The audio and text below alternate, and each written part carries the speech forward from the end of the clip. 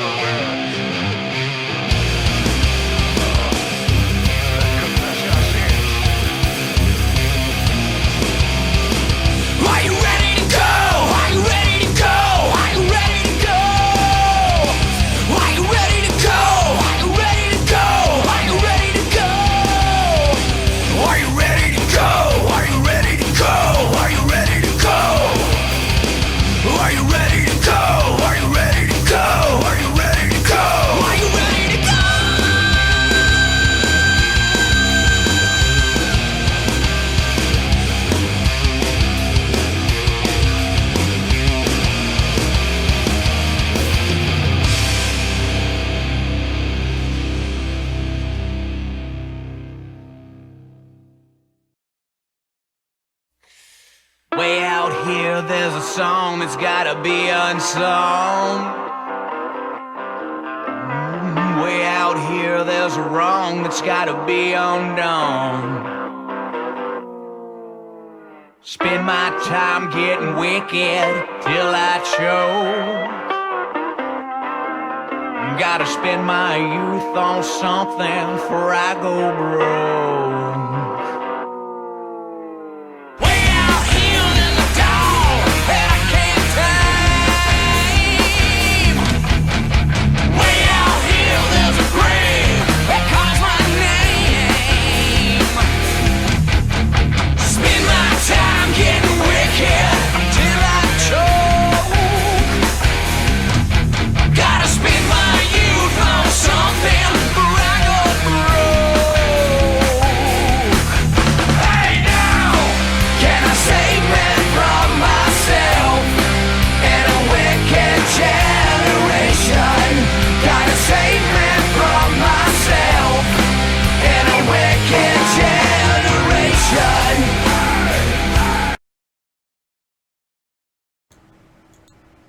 Hello everyone, welcome to After Hours Off the Air, home of the talk show where streaming come together to talk about streaming and gaming and what's going on in this crazy world.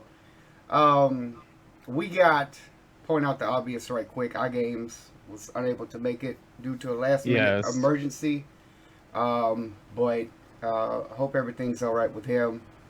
But let's just, Dorian, Yo, my dude, man of the hour. how have you been? What you been doing? What you been streaming? Tell everybody what you been up to. Well, I'm doing great. I'm having a great afternoon. Always a pleasure to be on the show there, Sulfus. And thank you for always bringing us back, being the cog in the wheel. Always a pleasure. That Jimmy Jless, great to have you here as well. That Jimmy Jless. But I am doing great. Having a great afternoon. Good weekend. Can't complain. Spring weather has been good. Gaming, streaming, all that sort of thing. Been a lot of fun. I've been on that Indiana Jones. Many of you guys know we've been going through all those puzzles. We discovered Atlantis, and I would not recommend visiting there. 2 out of 10. Not the locals are not a vacationing they, spot. they kill on sight. So if you're into that, that is something else. But yeah, I've been doing great. I'm looking forward to playing more Indiana Jones, more George Lucas games from like the Star Wars games, all that stuff. Perhaps some older LucasArts games as well. But can't complain. I'm really excited for today's show. I think the topics that we're going to discuss and recap on are going to be most entertaining, fun, and perhaps we'll have some questions. You guys will be asking yourself questions. Who knows? But we're doing good. I'm doing good. Always a pleasure. And I really look forward to the show. Very good. Dorian, thanks for coming on in. As always, My pleasure. Dorian on that show since that 4th episode ever, like 2 years ago we did, being that permanent fixture. We got third time on the show, I think. Yeah, that's the third time. Yeah. That's the third time. It's the third time. If my brain is working today. We got Jimmy Jless and the J Fam. How you been doing, Jless? Thank you. Come on You're in. doing great. You're doing amazing. Thank you so much for having me on the show again, Sophus. Always an honor. Always a pleasure. Mr. Dorian, the man, the myth, the legend. Thank you guys again. I appreciate it. No, it's been a good month.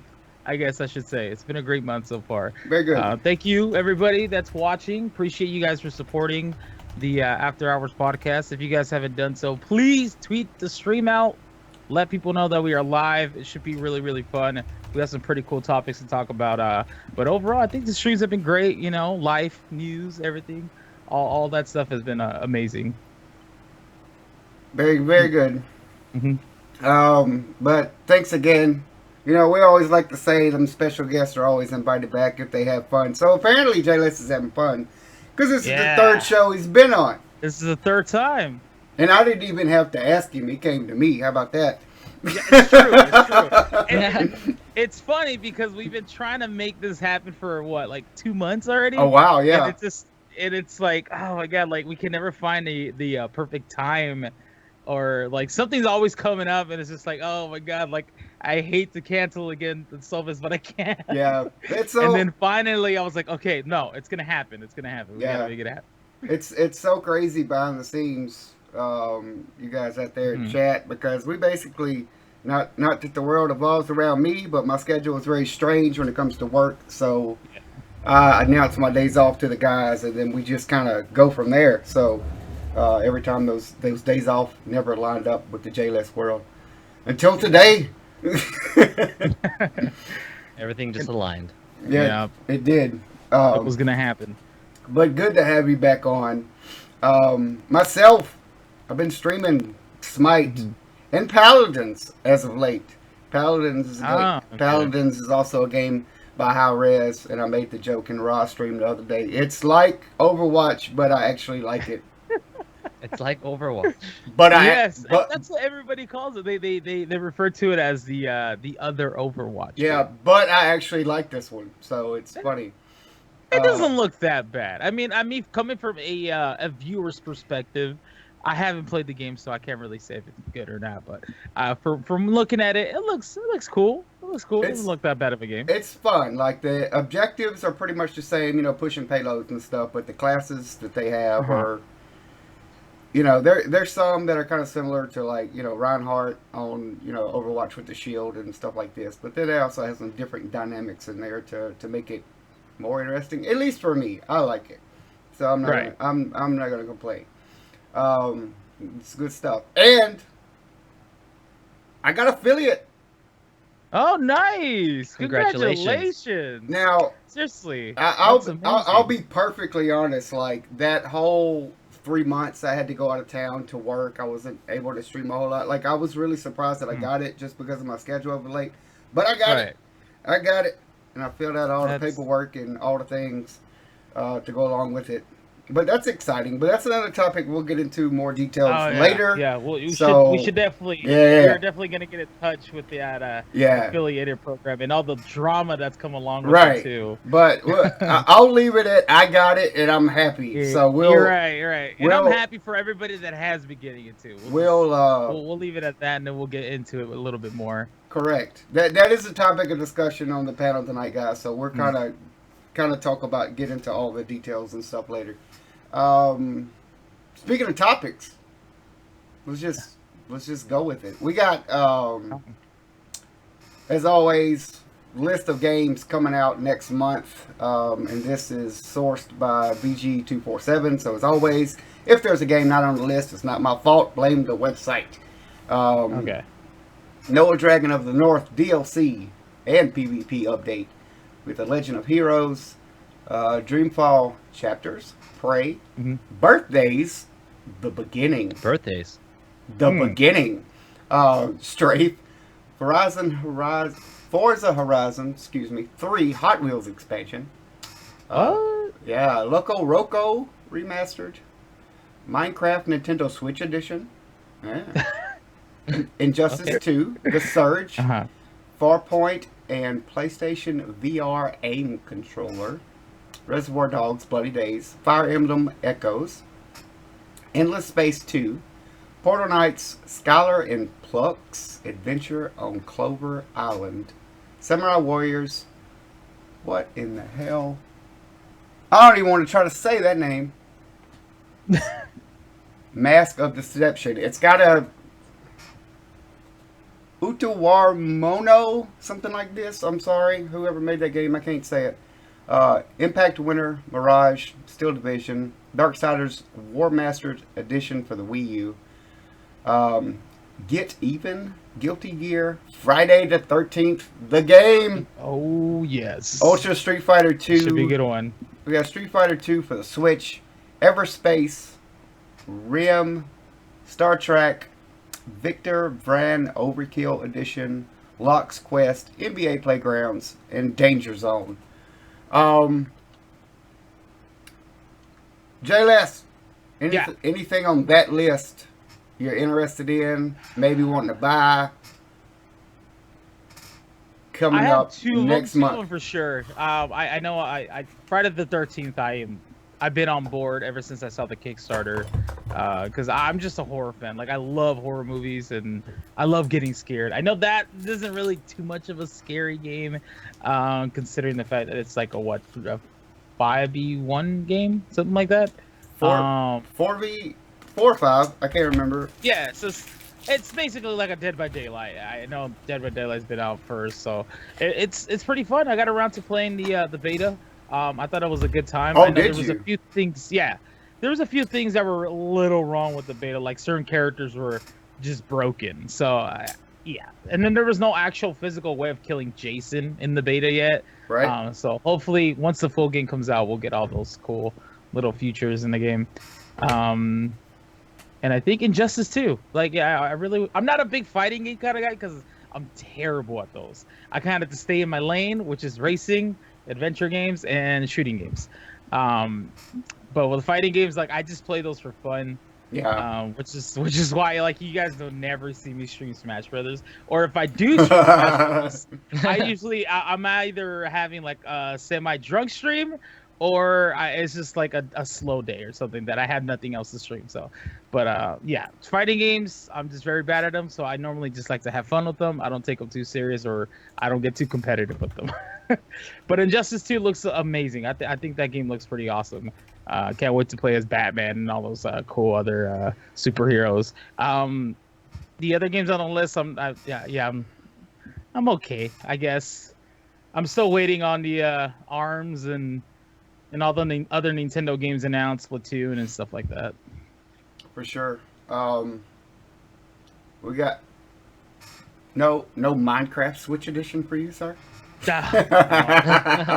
It's funny because I usually get a lot of people telling me, "Hey, Jimmy, you should play Minecraft," and I'm just like, "See, that's the thing. It's just for me. It's not like I can watch Minecraft. Like I literally like people that know what they're doing. I can watch them, but I can't picture people watching me figuring out how to play a game that has been out for like years already. Yeah. And especially a game that like I guess best way to describe it is like a game that requires some like level of like knowing what you want to create or what you should do with what. Like I wouldn't know how to start like in general. Like I would probably just be walking around killing those creepers or whatever they call them. I think that's what they call them, creepers, the zombies. That is the creepers. The The creepers are the ones that blow up. The other one, the zombies are just the zombies.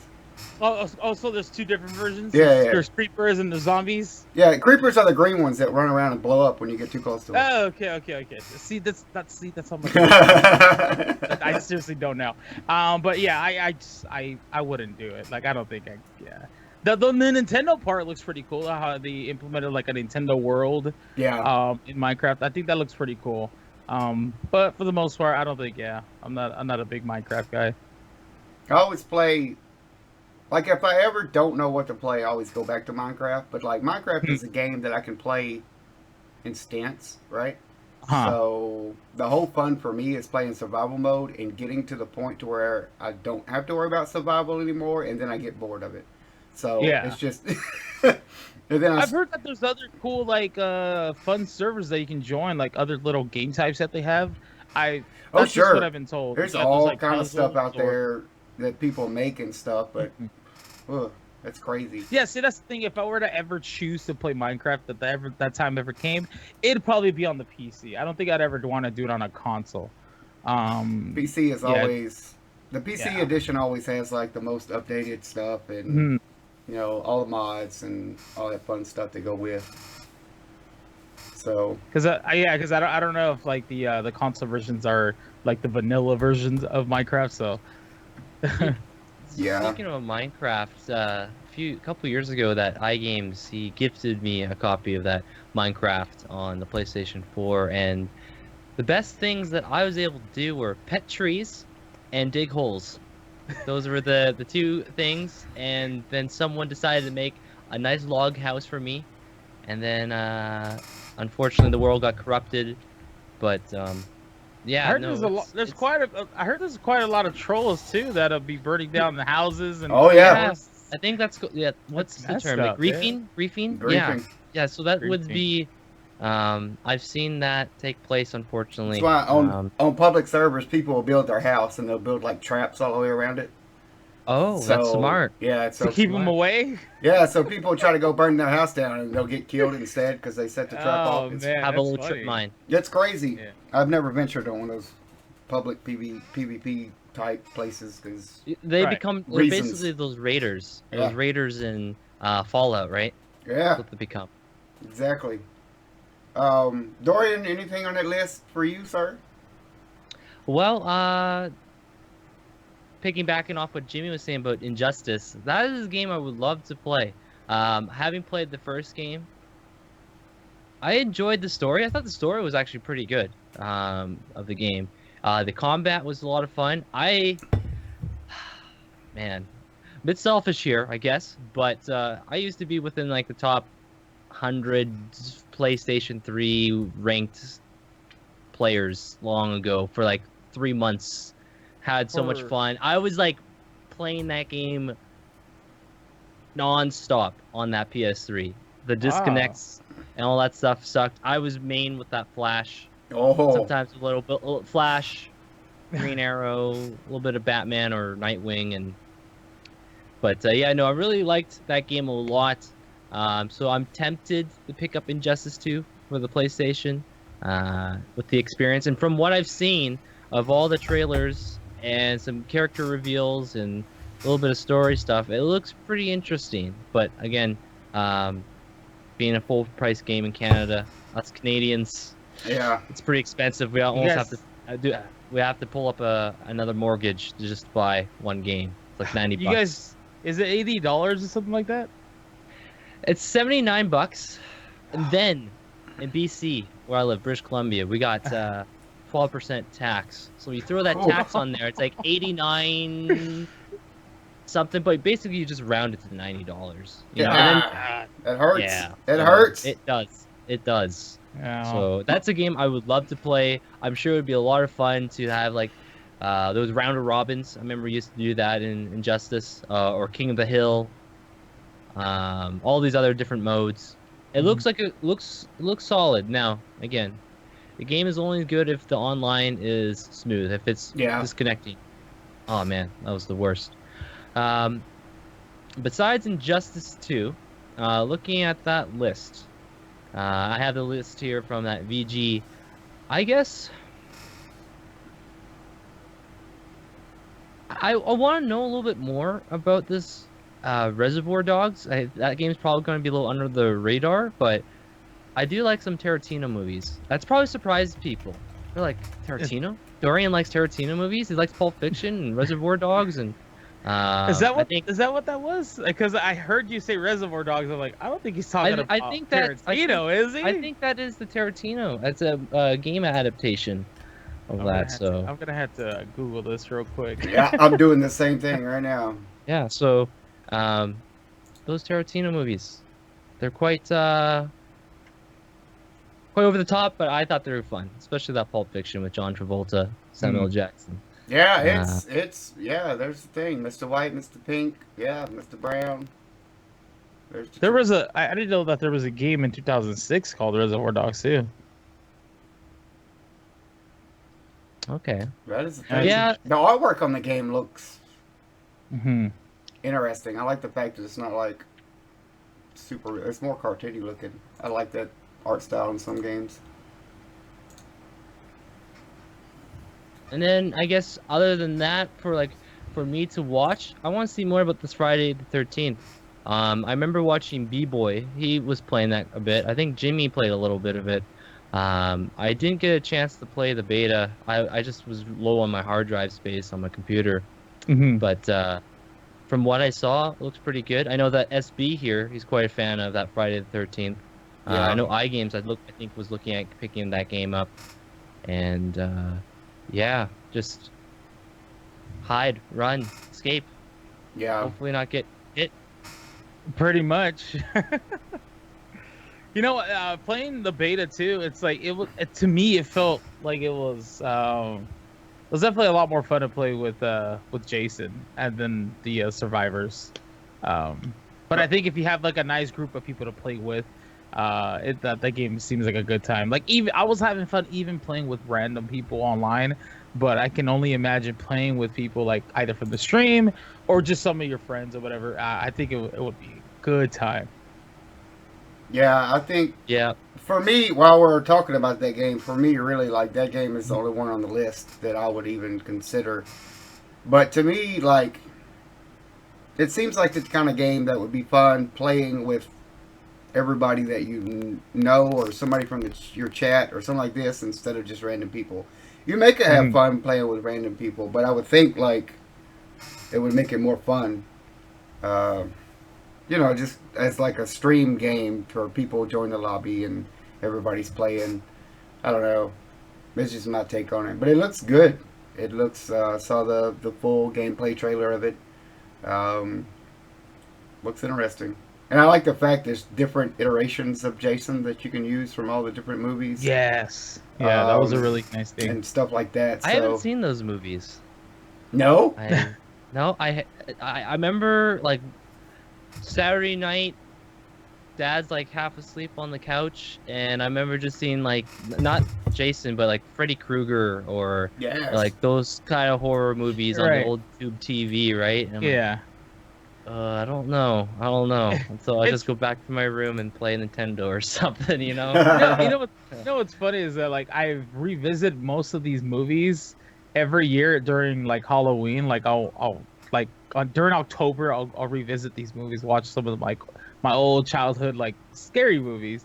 A lot of them don't hold up as very well as they used No, to they because don't. it's like they're very cheesy or it's just like you can tell like most things look a lot more fake or whatever, but it's still good in my opinion. I think some of them are pretty good. Like Halloween 1 I think holds up very well. That movie definitely holds up. Yeah, it holds up very well.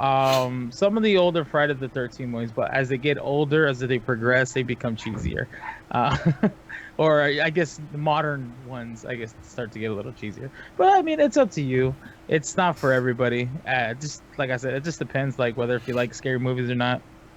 Yeah, for sure. Now, like most scary movies nowadays are more about like just jump scares, So Yeah, they're more jump Yeah. scares and not really horror. I don't know if these They're would more be considered suspense than anything. yes, that's another good way to put it. Like they're Like- a lot more suspenseful. I don't know if these would fall into horror, but they scared me when I was younger. Like Exorcist, Omen. Those are. Oh yeah. Like I just remember The classics. Exorcist. Like, just the girl is possessed and she has like her eyes and she's like on the bed and I don't know. There's something gives me the chills, about that when I was younger. I don't know if it still hold up today, but The Exorcist seeing does. that stuff scared me. The Exorcist still holds up to me. The first one does. All the sequels kind of got stupid, but You know what? The Exorcist made me more upset for some reason rather than scared because I'm just thinking to myself because I like when I rewatched it again because I have that's probably one of the only horror movies that I haven't seen like more than 3 times, right? But when I rewatched it recently, it made me more upset because I was just like, why are you playing the Ouija board with your daughter? Just like, why are you doing that? Like, what is wrong with you? But I guess in that time, they probably thought it was just harmless. was So, it Mr. Howdy? I think it was. Was it Mr. Yeah, Something like this. there were so many things that it just made me upset with But it. Like, God, so- you put yourself in that situation, but it.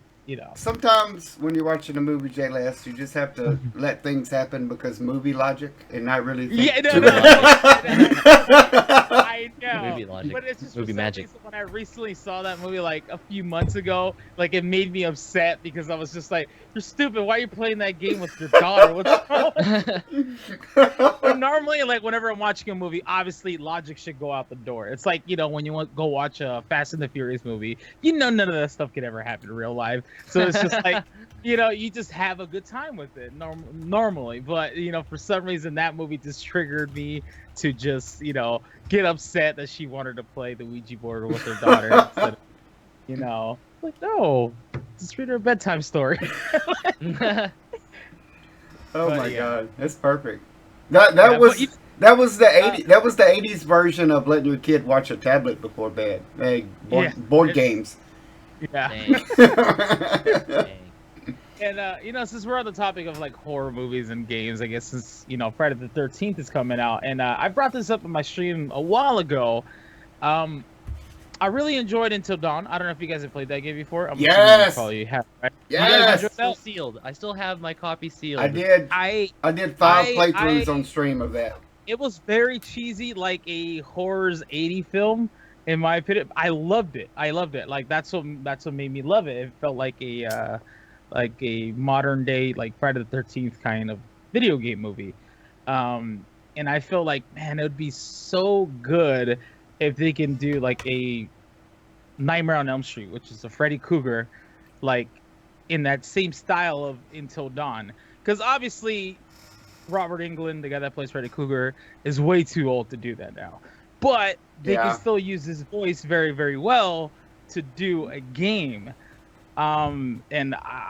Dude, I pay a premium to play something like that. Dorian! Just that would be so good. Dorian, have you played that game yet? I know you haven't. No. Ah. It's still sealed. It's still brand new. Just so I have good. Far Cry 4 as well for PlayStation. That's Wow. both those games are just sealed. I got those games for $20 each. It was some weird glitch on Best Buy Canada. I'm like, oh, okay, I'm just going to get them, and they sent them, and I'm like, all right, that's great.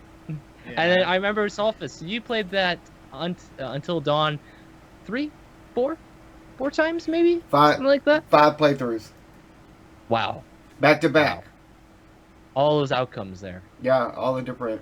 The first one I like played and like got like only 2 people to survive, and the next one, on the 4th try, I finally got everybody to live, and on the last playthrough, my goal was to let everybody die, which is more difficult than it sounds. Yeah. It is. I remember my second playthrough, I had one person die, and it was the hardest one in my opinion to keep alive. If I don't want to spoil it for Dorian, obviously, but Yeah. it's like Oh, I don't know if I think I've seen almost all the outcomes, so I don't mind. I think I've seen them all. Pretty sure. You still need to To play me- it, Dorian. And Larissa. Yeah, they you were still need going to through. play it, though, Dory. You need to play. Honestly, it's a good time, and you can do it in one sitting, in my opinion, and you'll have fun with it, especially if you can get the chat interacted with like some of your decisions that you want to make. Yes. it's pretty cool. Oh, yes. You know? That's kind of like one of my favorite things to do, like on stream, is play like the Tall Tale games with like the Walking Dead and stuff like that. Because getting the chat involved with some of your decisions, Yeah. it's funny just to see what the outcome ends up turning out. Yeah. Because I recently just played the Walking Dead season 3, like the last episode, and a few people in my chat were telling me like, "Oh, reload your save point because we didn't want that to happen." I'm like, "No, we have to play it out. Like, this is why we make these decisions. yeah. Like we have to just play it out this way. Like that's what happens." I hear you. Yeah, no, there was, Telltale. Unfortunately, we still have that delay on Twitch. Maybe 5, maybe 10, or some people Huh. just greater than that. But I know in the Batman Telltale game, maybe some other Telltale games as well, they had a way for your viewers to interact as well. But Yeah, the yeah. delay would make it very difficult for that to see that in real time. Like, oh, what does the B button mean? But they don't know what it means until they would see it on your feed, so they would vote Mm. for that. I saw that. That's a cool idea. I do like doing that though. You know what? All right. You know what I normally do? What I do though is some of the smaller decisions where it'd be like, how to respond to certain situations that have like the timer. Usually, like I can't let the crowd or like the chat play with me on those decisions, so I'll go off of what I feel Yeah, I should do. there's not enough time. It's the ones that pause you. I'll only give you 2 decisions. Oh, okay. The I one like they that. pause, there's no time limit. They pause and then they tell you which one you want to go with. and that's when I get the chat involved. And those are the biggest decisions you can make. Like the responding ones, like those, they do have an outcome, but it's those bigger ones that kind of like, okay, so it can go this way or it can go that way. So I'll let the chat decide. I see. Yeah, no, that definitely simplifies the process there. I like that. It's a good idea. Yeah, And I still gotta beat that Batman one too. yeah, that one's pretty good. I think the Wolf Among Us one was probably probably one of their better games in my opinion. Oh, it was good. Good game. I hope they make a sequel to that. Mm-hmm.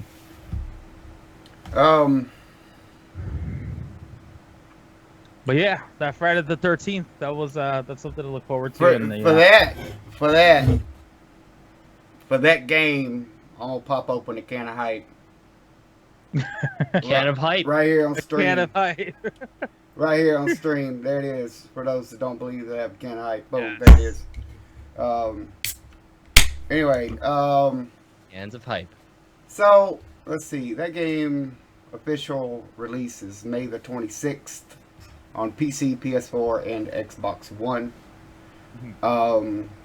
So remains to be seen. I think it'll be a popular game amongst streamers for sure. Yeah, we should all get it and play together. Oh yeah, remember- that should definitely happen. Yes. I've seen where you actually have everyone like co-op together. That looks like a lot of fun. I think B-Boy was doing that. He was playing with Kira Kim, and they were working together, having conversations. But somehow, I think they weren't using Discord, so they're using, I think, in-game chat. And I guess when you're closer together, the voice conversation sounds better. But when you're farther away, you can't hear them. So, and then Kim got shanked, and then B-Boy's like, no, and then it kind of, yeah, it was like 1v1 situation. So that looks like a fun game. Looks like it would be a fun game, especially getting your community involved. For sure. I just wouldn't want to become Jason because I'd probably be the worst. I'm like, I can't do this. No, it'd be a telltale decision. It'd be two decisions, like, don't do this, or something, something stupid. I don't know. Yeah. How's, No, I would love to play the killer. That's just my thing. Like, I love chasing people. It's so fun, man, to see them freak out or try to like psych you out thinking that they're gonna hop out the window, but they're not. So I just, it's funny just to see what the hell they're gonna do. So how's that Switch treating you, Jless? Oh, Now that the you got Nintendo Switch. Now that you got your hands on it, Now what- that I've had it for it's been out for 2 months now, something like that. Almost. I want to say it's been 2 months, right? I'm loving it, man. I still enjoy it. I mean, regardless, I don't want to be biased. I'm trying to give you guys my honest, biased opinion, right? Because I'm be like, oh my god, I love the Switch. Everyone should get one. Like, I don't want to give that response. But I feel like now would probably be the best time to get a Nintendo Switch if you like the multiplayers that they offer. If you want to wait till the new Mario game comes out, or Metroid gets announced, or Star Fox, whatever. But right now, in my opinion, if you're a Mario Kart fan, if you're gonna be, they have a new fighting game coming out called Arms. That looks a lot of fun, and then also Splatoon 2. But yeah, I'm loving it. I love the way the Pro Controller feels. A lot of people give the Pro Controller, excuse my language, shit because it's $70. Oh, Because it's $70, so a lot of people are like turned off by that. But at the same time, in my opinion, it holds just as well as an Xbox One and a PS4 controller. The quality on it is really, really nice. So if you have that extra money and you want to like buy something that's worth it, this is the way to play, is with the Pro Controller. And yeah, I mean, I've been having a ton of fun now that the Mario Kart Deluxe is out. I was able to do a 12-hour stream of that. So, and finally give it like a strong test, because I don't think I've streamed the Switch longer than 6 hours. So that was the first time where I actually did 12 hours on it, and it's still like it didn't overheat or it didn't feel like it was getting too hot or anything like that. So, did you have lots of water in case of salt? Wii U. I remember your Oh, man. titles. salty cart. Were Yes. you able to keep the sodium levels? Dude, You know, I okay. tried my best, but sometimes the salt always wins, man. The salt. The mother fathers. have I to- know. You have to give Yep. in the salts. Sometimes, like I'll laugh it off, and I'm just like, oh, God, man. And then I see Yeah. people just like they're laughing at me You see in people. the chat because of like the decisions I decide to do in Mario Kart, or You see I people. end up getting right. But it's always a good time. You see seriously, people in the chat clipping aside stuff. from You see people in the What was chat. that? You see people in the chat clipping stuff. Yes. And I see a bunch of Capturing. clips after I'm done streaming. I see a bunch of clips of just me failing. And I'm like, where are the clips of me winning? I was like, everybody thinks I lose so much. I was like, what about the ones of me winning? No one wants to see me win. They want to see me get salty. Yeah. Oh gosh. man.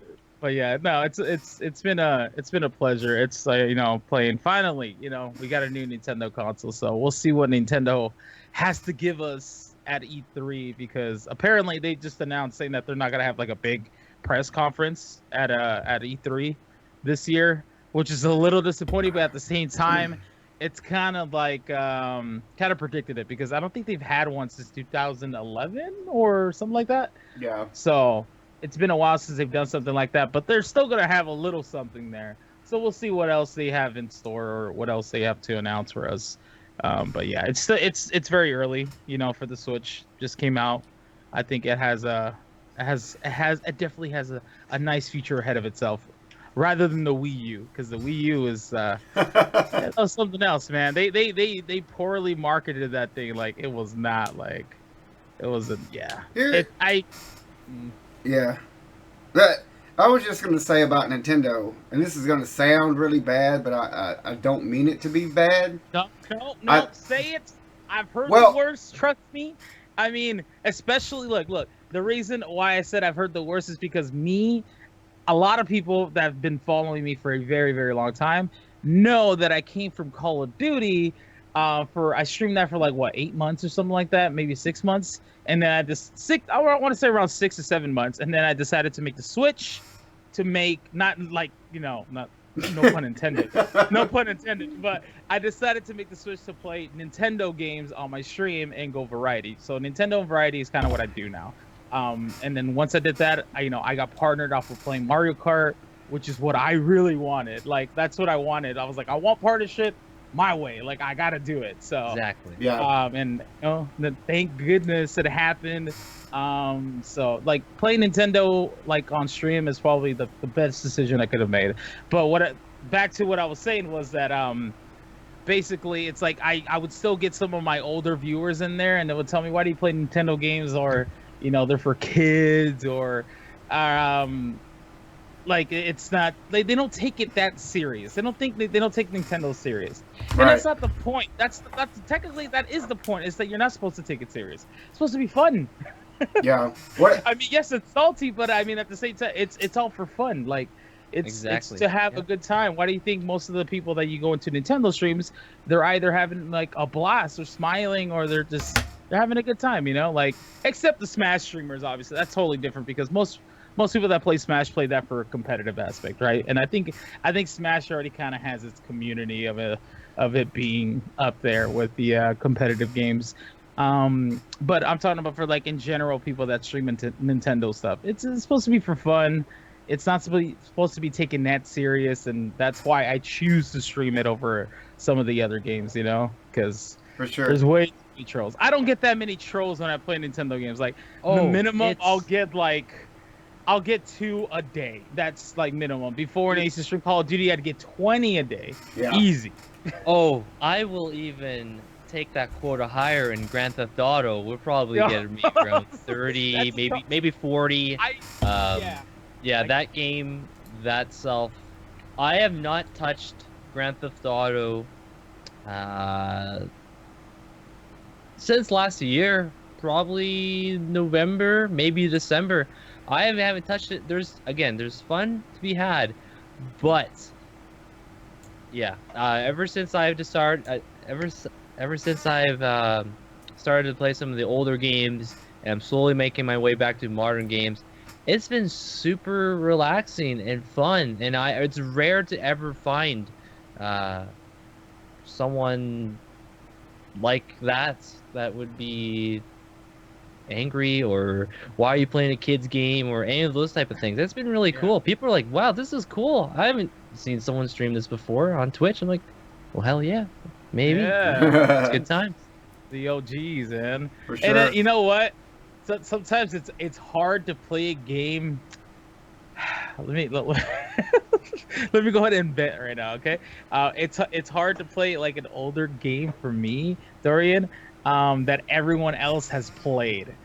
Let me tell you. Let me Yeah. tell you, Oh. the backseat and like the people that would tell me like, "What are you doing?" When I first played Mario 64. A lot of people can't believe this, but I've never played Mario 64. I just never owned it. Like, I would go over a friend's house, they would play it, and I would just sit there and I'll just watch them. Like the games I grew up on were like GoldenEye, Mario Kart 64, and like Donkey Kong 64. Like those games I played religiously. Like I loved them, you know. But Mario 64 was a game that I never really touched. And so when I streamed it, everybody in my chat knew exactly what to do, and I was just overthinking everything. It was a total fail, man, because I was struggling. Like everyone's like, I didn't know it was like Mario 64 was this technical. I was like, it's not technical, but it's just like it's coming from playing like the modern Mario games like Galaxy and stuff to that is a totally different ballpark. Yeah, sure. no, I haven't encountered that too much with some of the older games, but there was an example that happened in Mario 64 when I was playing it. I was a bit lost. You might remember this level where you have those. Maybe they're not called thwomps, but they're the guys that like try to flatten you. In Mario 64, it's like maybe the third or fourth level.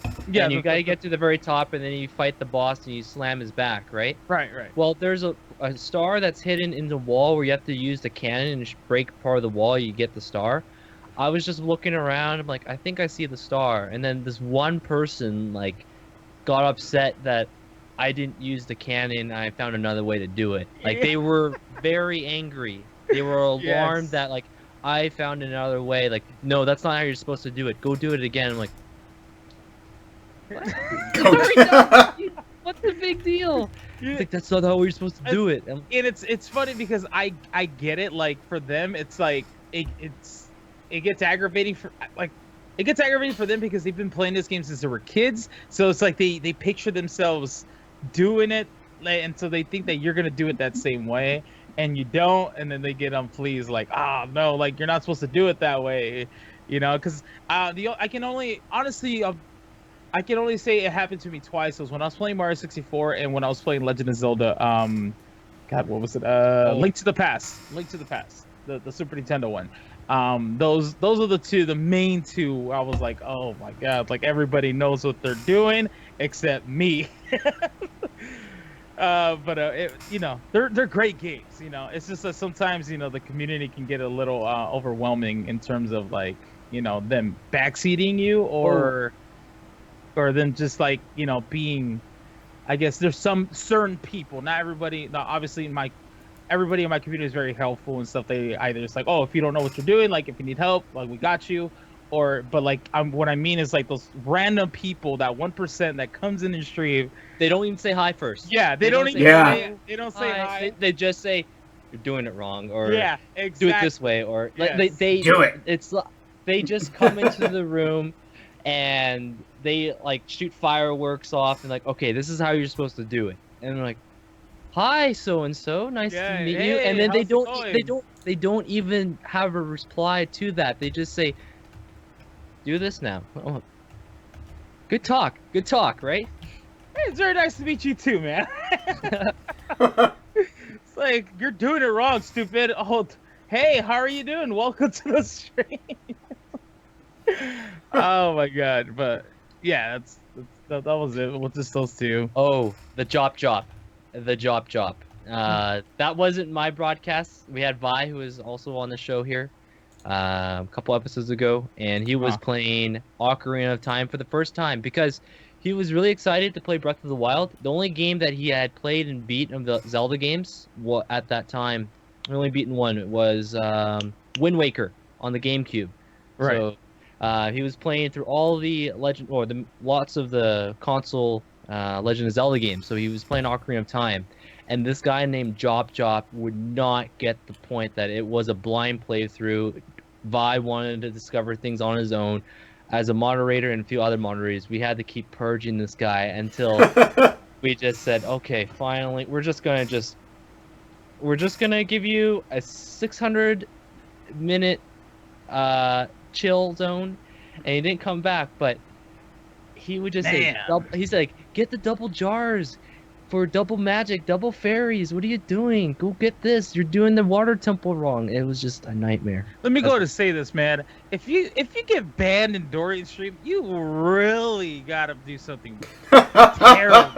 Let me just go ahead and say it. You have to do something really terrible to get banned in Dorian stream. 'Cause Oh, you can tell that Dorian is just one of the nicest, genuine people, man. Like I don't understand how people can Flattering, act thank like you. that. You know, it's like you really have to do something really stupid too. I like giving people the know. benefit of the Yeah, doubt. because Uh, you're very lenient about everything. You know, you try to be understanding. You try to understand other people. You try to be very nice. With me, it's like if you're being a dick to me, no, I'm banning. Not banning, but I'm timing you out. Be like, you better relax, dude. Like, come Oh, on. I- I kind of like to put it like in perspective to them, like, do you see what's going on? And they're like, yeah, maybe, but it doesn't. At least my community, it's very rare to have someone that's like that. It's very rare, and I'm very fortunate. And I even from my time spending with your stream there, JLS and Solfus, it's quite rare. But whereas you go, sometimes we like to go visit other channels for the first time. We have no connections, and then you can see just how just lucky we are part of such a wonderful community where others are just it's really bad. The chats. Sorry, I was laughing at what no, Ross no, said in it's chat. it's like it's overwhelming. You can already tell that's just like, oh man, I can't imagine having to deal with this, huh? It's crazy. Oh yeah, you look. I'm very fortunate. Yeah. So But back to what I was going to say about the Nintendo. Yeah. Yes, go right ahead. Get sidetracked very easily. And like I said, it's going to sound bad at first, but just like let me explain. I think that Nintendo is smart by not trying to keep up with the PS4 and the Xbox One. I don't think that they're trying to keep up with those guys. I think they have their own market. I think they're doing well. I think they're doing their own little thing, and they're happy with it, and all the people that buy their products are happy with it. I think it's great. So it's not a diss towards Nintendo. I think they're very smart. I think they know what they're doing. Yeah, you know what? And that's like a lot of people's big issue too, that they don't see it the way you're seeing it, Sophus. They're seeing it as if like PS4 is better. No. Xbox is better, and then you have that one guy to come in. No, PC Master Race. That's not the reason why people buy a Nintendo. They buy a Nintendo is because of the exclusivities. Like, you're not going to be playing the modern Splatoon game on a PC, on an Xbox, and on a PS4. You're not going to see that on there, which is why people like to buy, like, the Nintendo, because they have so many exclusive games that you can't get it on any of these other consoles, you know? It's like, granted, there is mods and older, like, emulators and stuff like that. Sure, you can get all the older stuff, but you can't get the newer stuff on any of those other consoles or platforms. I mean, it's just that's the whole point. That's what I love about Nintendo, and I love what they're doing, is that they kind of like isolate themselves from what their competitors are doing. They watch, they see what they're doing and stuff like that. They've even mentioned in interviews that they're doing one hell of a job, PS4 and Xbox, but they're doing their own thing. Like, they're not worried about what kind of graphics are comparing it to. Like, you're not gonna compare Mario Brothers to the new Call of Duty, the way they look. Obviously, they're just Right. They're going off of what they feel like is best for them. So I'm happy. Like I said, I'm happy with the way the Switch is. Love the way it looks. I love to be able to to do this and then take it with me, go play the new Mario Brothers game whenever I want to go, like wherever, if I end up going to like, a friend's house or something like that, it's pretty cool. They're doing a hell of a good job. And as where I live, they are still selling like hotcakes. Mhm. Oh yeah. Whereas I think I don't know about the Wii U's first like 2 months, maybe 3 months, if it was selling a lot. But I think there's just, after the whole Wii, and they were kind of riding on like the wave of the Wii, that the Wii U will be like the Wii. And unfortunately, that didn't go in Nintendo's favor. So they obviously recalibrated their thoughts and their business plan, and right now they're selling. They're selling. People want them, and with games like Mario Odyssey a little later, the Splatoon 2 that's going to be coming out. I'm probably missing. There's probably going to be some Japanese RPGs on there Yeah. as well. Yeah, for sure. That's exciting, and I'm sure a Metroid game, maybe a Star Fox. Earthbound would be amazing. That's a game I'm looking forward to. Oh. That Super Nintendo, but perhaps GameCube. Remember we talked about this, Jimmy? Yeah. Virtual console, GameCube, Mario Sunshines, and That's some gonna other happen. games. It's gonna happen. That'd be man. sweet. That would be It's gonna sweet. happen.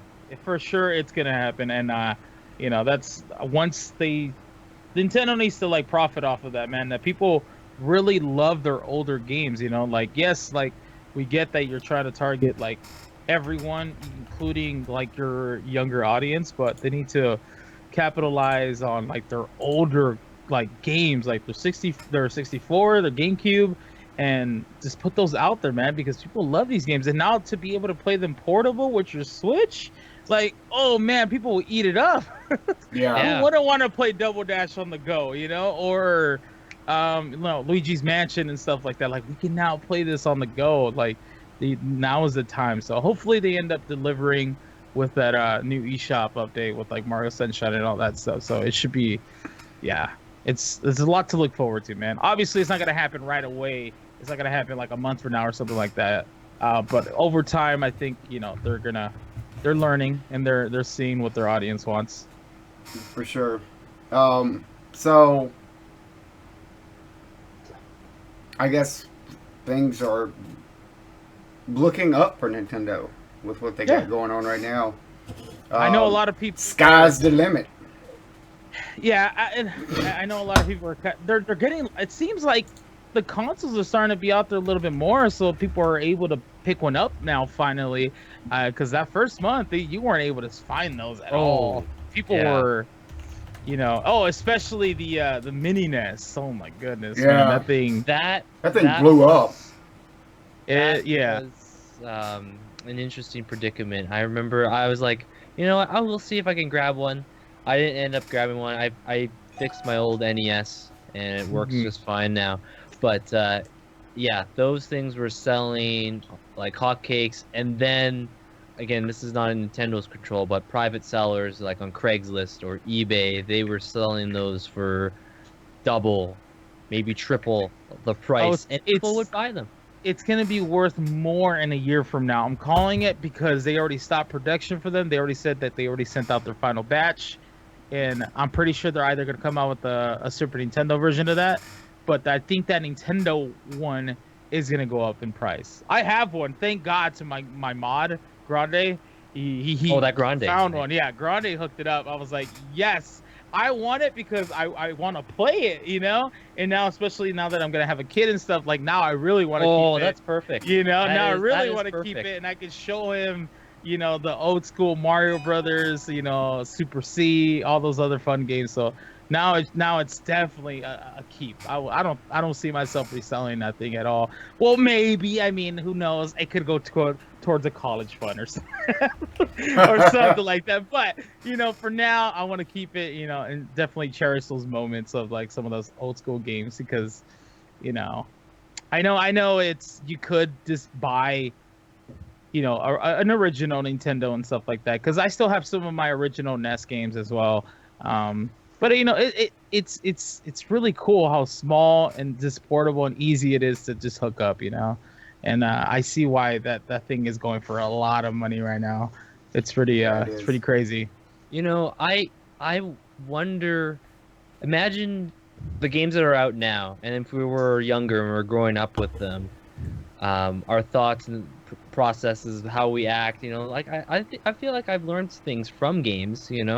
But I feel our age, a lot of our audience here, we grew up with so much variety of games from Atari to Sega, Nintendo, ColecoVision. Just thinking all these other things that we grew up with, Mhm. and just the quality of the game franchises. Whereas now you have people like I remember when I was in my early, like before 10, I was on that NES and Nintendo 64, and then the early 2000s GameCube. Now it's, PlayStation 4 and Xbox One, and a lot of these games are like shooters or Jackbox Party, and those games are fun, all party games and stuff. Mhm. But I don't know. I feel like the value of those games, I don't know, just my personal preference, like it's hard to beat. I feel the quality of the games back then way more than what's available right now. And there's some great games. So don't get me Mhm. wrong. There's Uncharted. There's Last of Us. Fantastic games out there, but just so much. The library of games back then. The library for sure. Yeah. Like, yeah, that's. It seems like nowadays they focus on releasing the one big game versus just like having a selection of Oh, of different course, things. yeah. Which is weird. But there was a good a request there. I think it's just for Dorian in chat. Bring back Superman 64. Oh my! I could go buy that cartridge for $12 and realize that it was $12 too expensive. So, Man. Wait, did you stream that? no, I used to own it when I was a kid. My dad bought from Toys R Us because I was a fan of Batman animated series, and then they had the Superman animated series. I'm like, this is cool stuff. Why not? We'll play it. Man, the flying controls going through those rings were as a nightmare with the N64 You know what? control. I feel like Superman has like a bad track record with games. It does. Well, Like Batman has had some good games, man. Oh Like, yes, get some games. Like even from like the original Nintendo one, that one was good. It was made by the I same got that. people that made Ninja Gaiden, and I thought that Yep. that was solid, dude. And then it's a good the game. Super Nintendo ones too, I thought they were pretty cool. And I don't know where it went wrong with Superman. Like I feel like Superman would have been cool. I think there might have been like maybe an arcade game that was actually pretty solid for Superman, but other than that, it's had a pretty bad track. Well, the problem is that Superman is basically invulnerable, right? Except for kryptonite. But the games always put something in that he's gonna die from it because it's a game, and you have to, you know what I mean. You have to put limitations on Superman, which is stupid, and that's what makes it stupid. Yeah, I don't know. Hopefully, But the maybe- arcade game you're talking about, I remember that game, and it was good. Yeah, It was good, but not There was no console like home editions. I were- feel like the only people that ever. can make a good Superman game, in my opinion, will probably have to be the same people that made the Arkham series for Batman, like Yeah. Rocksteady. I feel like they are probably the only people that could actually make it happen. So I don't know. We'll see. I agree. I think they could do that too. I like that Rocksteady group Yeah. there. There was another Superman game for I think it was it 360? I think it was. It was kind of cool, like flying around and like see all the blur effects and just going, just flying around. It was fun. But then I'm dying because I'm getting shot by a bullet. But you see like the comics and the animated shows, these movies where it's just like, bing, bing, just falls. Like, what's going on? So it's tough. It's a tough probably design choices for developers. But Superman 64, don't pay $12 for that game. Not at all. I remember renting that game on Blockbuster. I was like, okay. Like, I just remember regretting it as a kid. Oh, man, I should have gotten something else. Yeah, it's pretty rough. but You can go on YouTube and it's like always on a list of like top 10 worst games ever. Like it's always on one of those lists. So, Jless, I got a question for you. yes. If a developer made a game and released it, and you bought it, and they're like, "Hey, you can only stream some of this game and not all of it." How would it make you feel? I think I know where you're going with this. Ah. So we talked about Where that you're going with Persona this. 5 last podcast and the stream limitations that Atlas put on it. Only being able to Ooh. stream up to a certain point in the game, and then they were threatening to ban people. Well, Yes. what do you think about that? Oh man, that's tough. Like me personally, like I don't really know too much about the Persona series, so it's like I heard about it, I was like, oh man, that sucks for people that actually were looking forward to playing this game and streaming it, and now they're being threatened if they stream past a certain date in the video game, they're gonna get banned. That's I don't know what the hell they're thinking. I understand from the company's perspective, like they want to have the audience experience the game for themselves rather than just watching it, and they feel like they're gonna lose money that way if they Right. let them stream it, right? But at the same time, it's more promotion for your game. People are gonna want to buy the game too by seeing other people play, because you guys have no idea. Like, I've had so many people in my stream tell me, dude, I want to buy Mario Kart just from watching you play. I'm like, you should, you can join us too. Right. Or like some of the other single players that I have played in the past too. Like, now I feel like wanting to rent this game or buy it. So I don't know what Atlas is thinking. I don't know. I know now, like I think a lot of bigger streamers too they're just saying F it, and they've already streamed past it. Probably already beat it too. So I don't know if they're still enforcing that rule or not, but to me, I don't think they are anymore, because I think they realize how much hate they got from it. Because yeah, that's you can't do that. Come on now. It's when we buy a game, it's technically our property already. We get to choose what we want to do with it. Whether if we want to stream it, make content out of it, or whatever. But rules are rules, I guess. If they want to enforce that, then shit, they're gonna lose a lot of fan base. In the same token, here's how I look at it. Mhm. They want to avoid the spoilers and all that stuff, right? Like, whatever. Yeah. So look at it a different way. I go to a movie theater, right? And I watch a movie. And I see the whole movie. And Mhm. then 2 months later or whatever, I buy the DVD. Same thing. I've already seen it. Right? But now I can watch it when I want to watch it. Same thing with the game. That's the way I look at it. Same thing with the game. Like, it's one thing to see it, but it's one thing to experience it in a different way. Yeah. So, yeah. so having said that, after all that happened, Atlas, the maker of the game, threw out a statement that said, "To our surprise, we saw we saw numerous reactive news articles go up, opinion-based videos, and received To our surprise, yeah. as if they weren't already thinking, like, come on now. and received many emails asking us to please change our Persona 5 streaming policy. We recognize that our fans are the reasons why the game is a major worldwide success, yada, yada, yada. And we wanted them to enjoy the game without fear of being spoiled. However, we also heard your issues with the guidelines and have decided to revise them. So now we are now asking players to refrain from streaming our posted videos past the end of the game at date 11/19, when the main story gears up for the final act. So yeah, they're still putting limitations on it, but you can go further. From what I understand from that, see, when I first read that, I'm like, wait, are they still putting limitations like that? Yeah. But the way I was reading into it, and I was bouncing this off of Raw, because that Raw Gaming, big fan of Persona series. The way he was interpreting it was like, they don't recommend you to stream past that, because I guess the audience could get spoiled.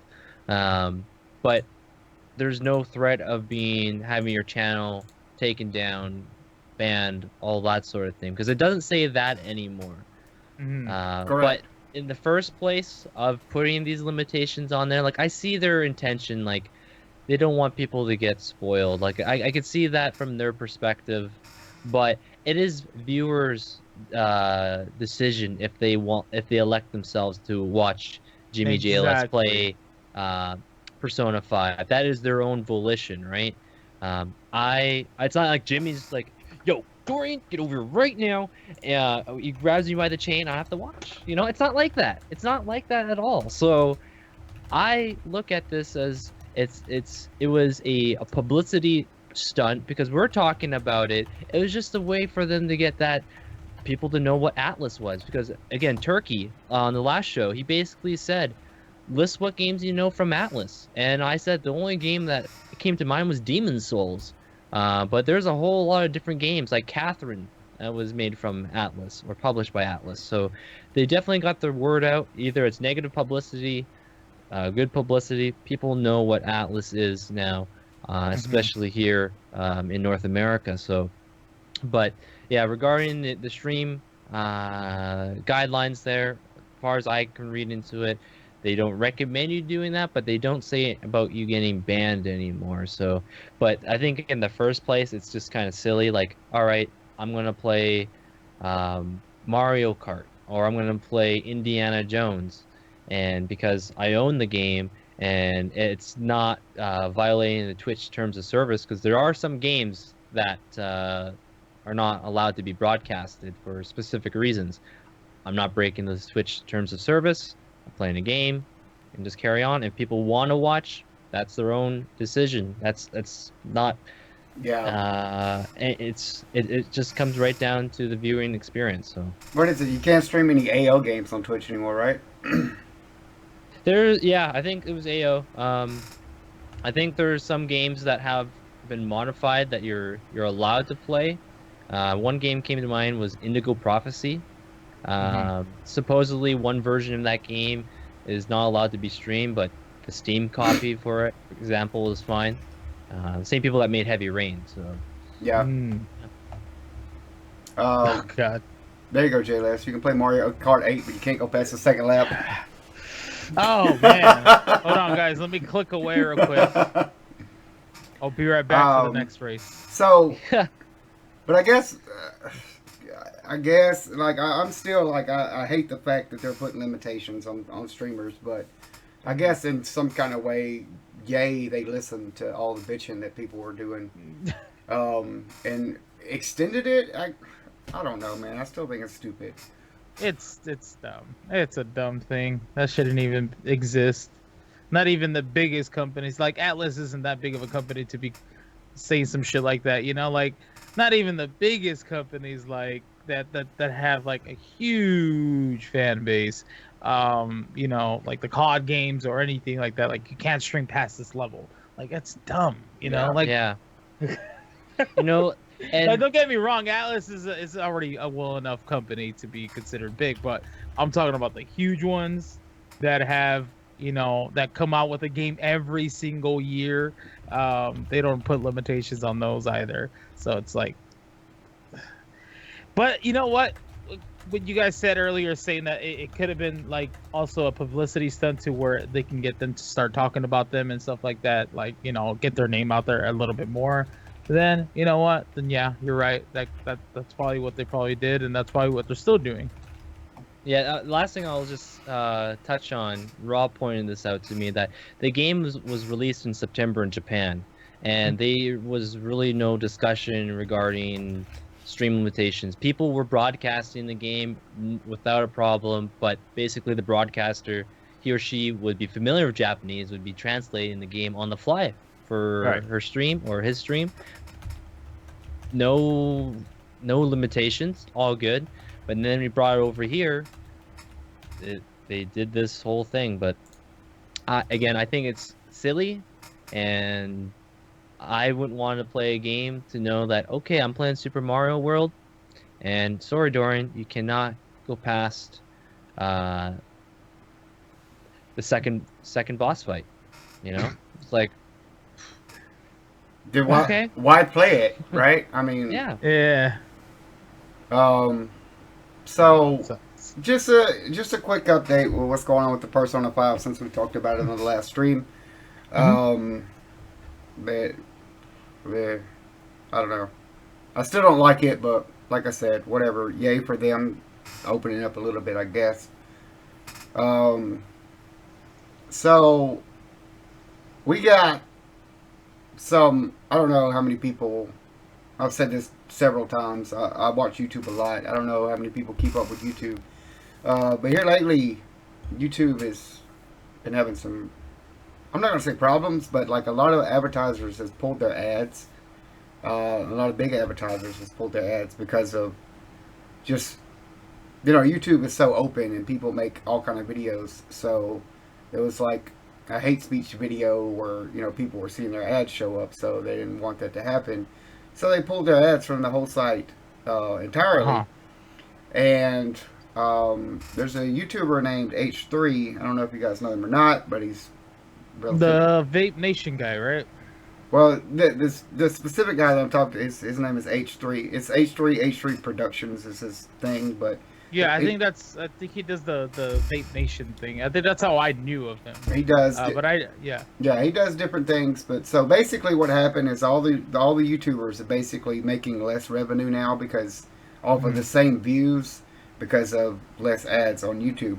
So H3 is actually moving his podcast to Twitch Wow. instead of putting it on YouTube. And a lot of people, a lot of bigger, Ethan is his name. That's right.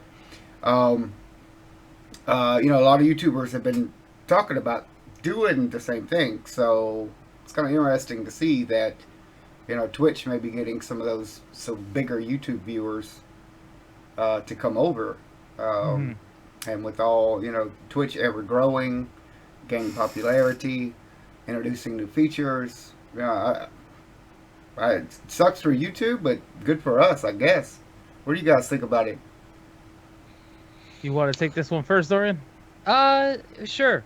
So if I was a YouTuber and that was stuff was going on, I would be quite turned off. And that whole advertiser thing, it's again, I guess it's based off what the content is there. But from what I can understand, there's some really harmless content, like talking about a game or talking about a movie, and they're getting their stuff flagged regarding that. They're posting their first impressions regarding that Last Jedi. So remember not so long ago that earlier in April, the Last Jedi trailer dropped, and people were doing their first impressions, like watching the trailer on Twitch and with their viewers.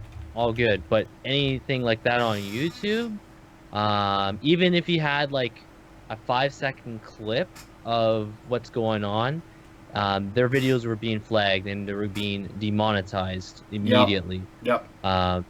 That being an issue, because that wasn't an issue before, it's only gaining more exposure to that audience of what the hell's The Last Jedi? I don't even know what that is. I don't even know what Star Wars is. There's probably people out there that actually don't know what it is, which is completely fine. So they're watching he or she, seeing what this is. They look into it. Maybe they become a fan. Maybe they don't.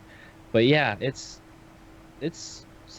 scary because a lot of YouTubers, established YouTubers, and even up and coming, they have that revenue, that income to use towards putting better equipment, better lighting. Of course, their own expenses for food, shelter, water, all that type of stuff. Yeah. Cost of living. So, to have this thing going on, it's affecting their livelihood, and a lot of the big time folks have been discussing about this. I think I saw even on Twitter. I think Markiplier, I think is his name, his office maybe. Markiplier, yeah. He and several others have come out and discussed this. I think Boogie, as well. He's discussed about this being kind of sketchy, not too happy about what's going on. So.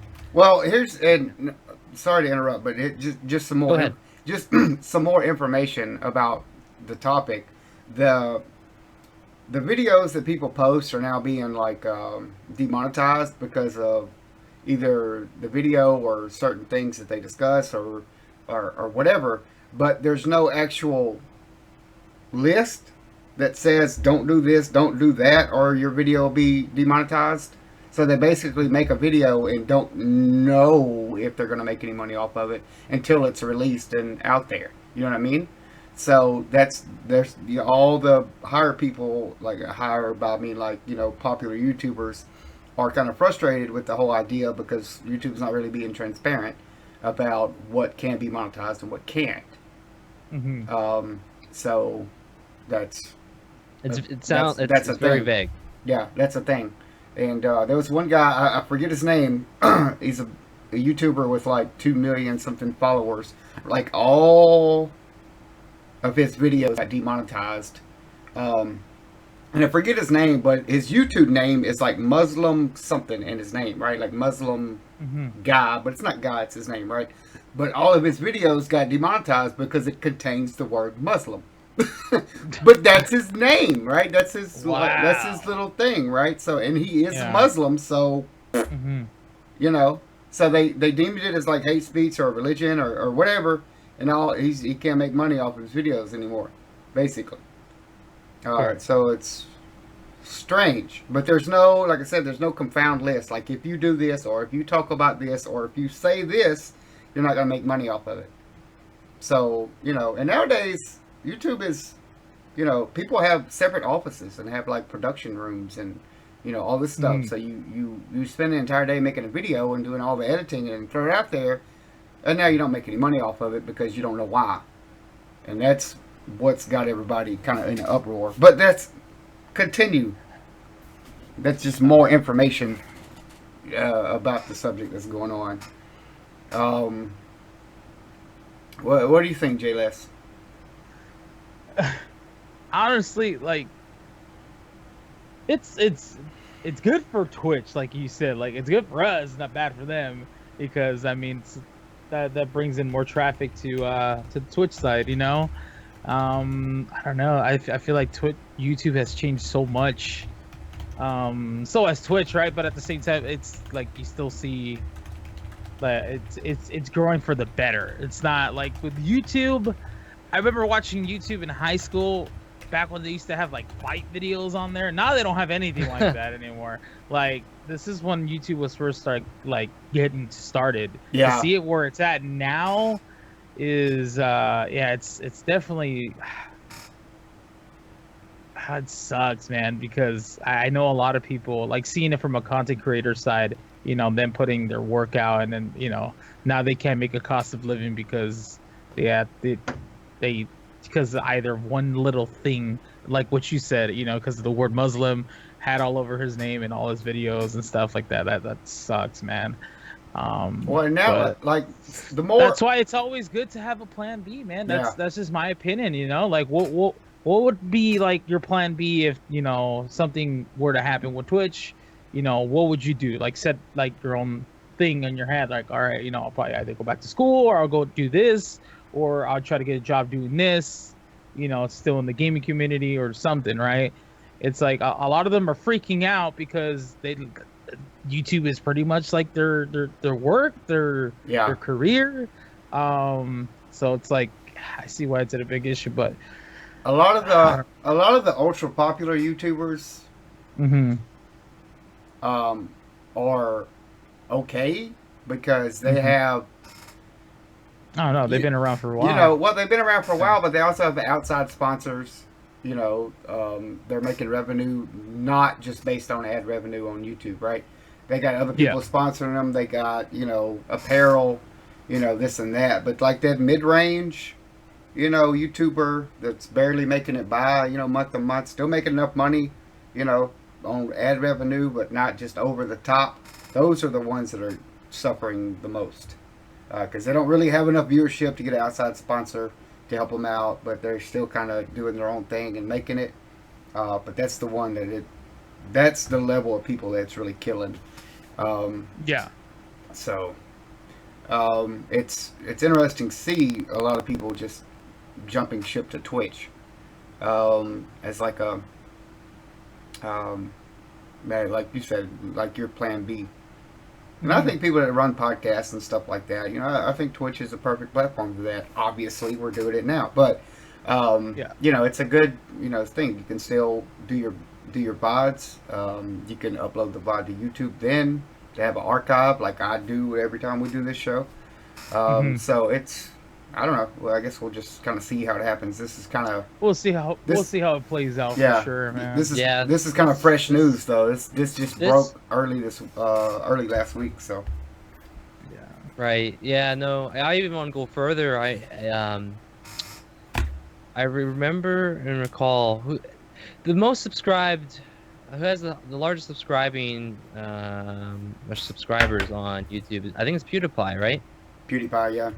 Yeah, I remember the whole situation regarding him, with the mainstream media discussing, and they were targeting him, and so a lot of advertisers moved on. They didn't want to support him anymore. I think it was something about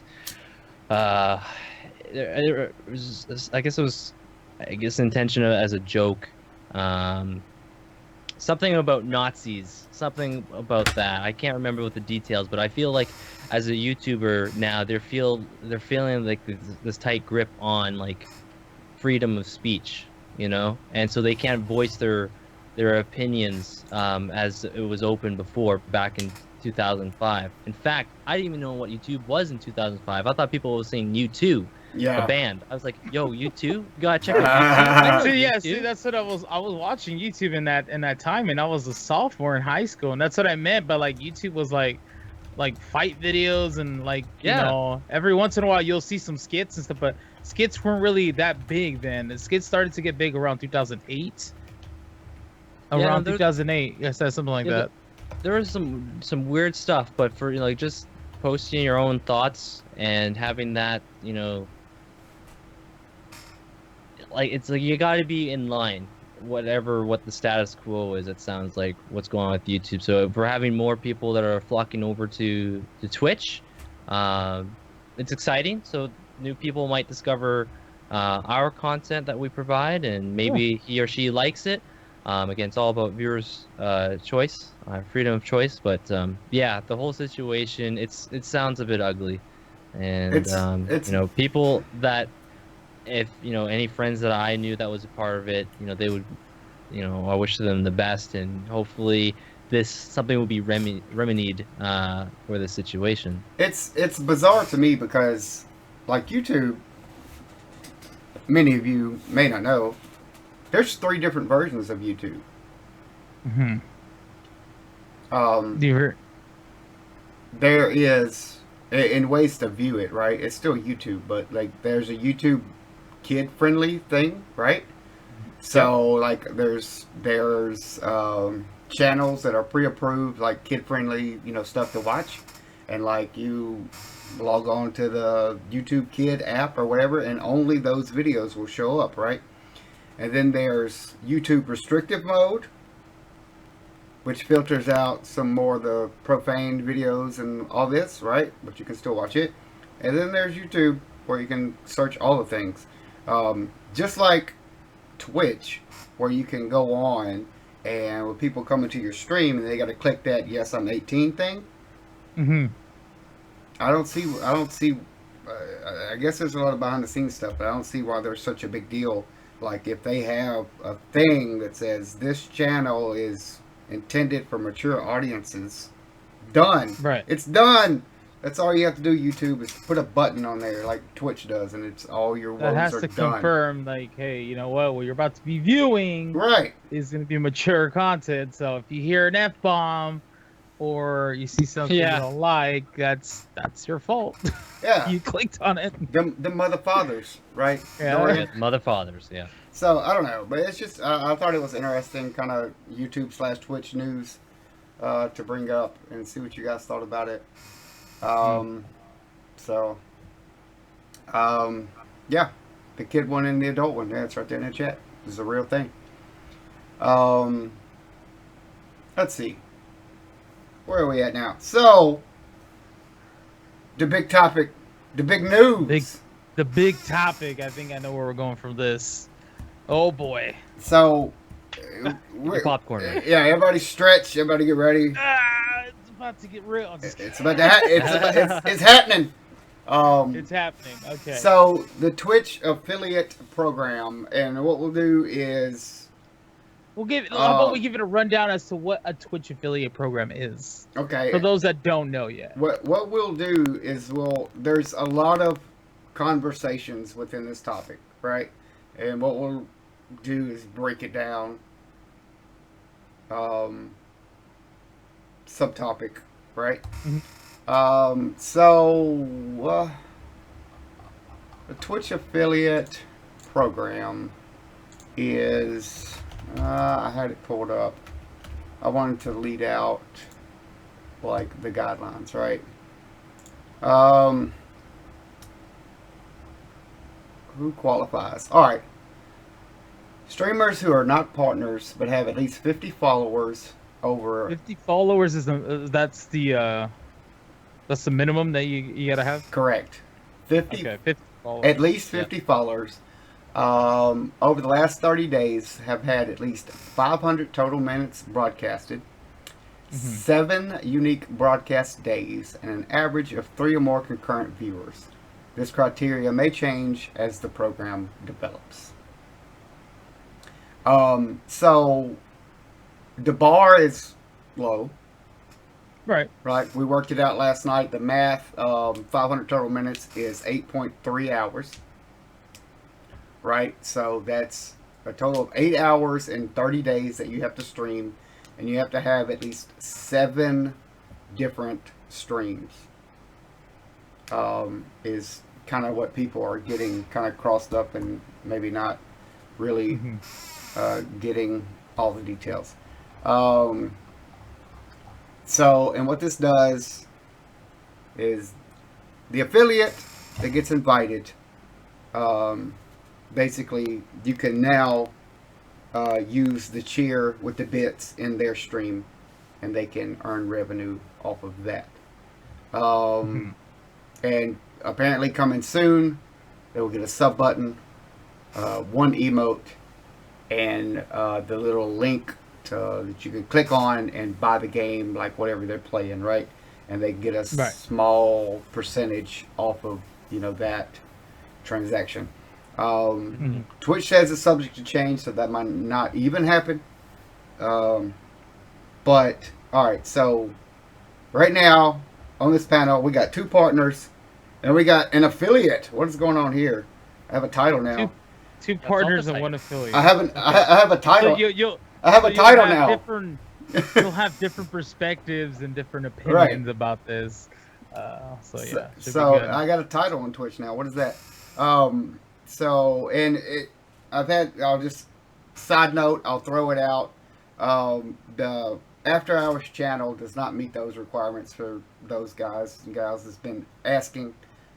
We've got everything except for the 7 streams in 1 month, just because we can't really do that.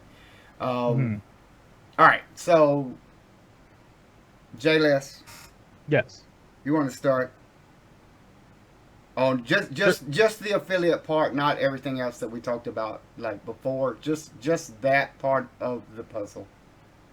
So you're asking just what are my thoughts on just the affiliate program in general, or just like what we just talked, what we talked about? What does it mean for that streamer? The qualifications to get it.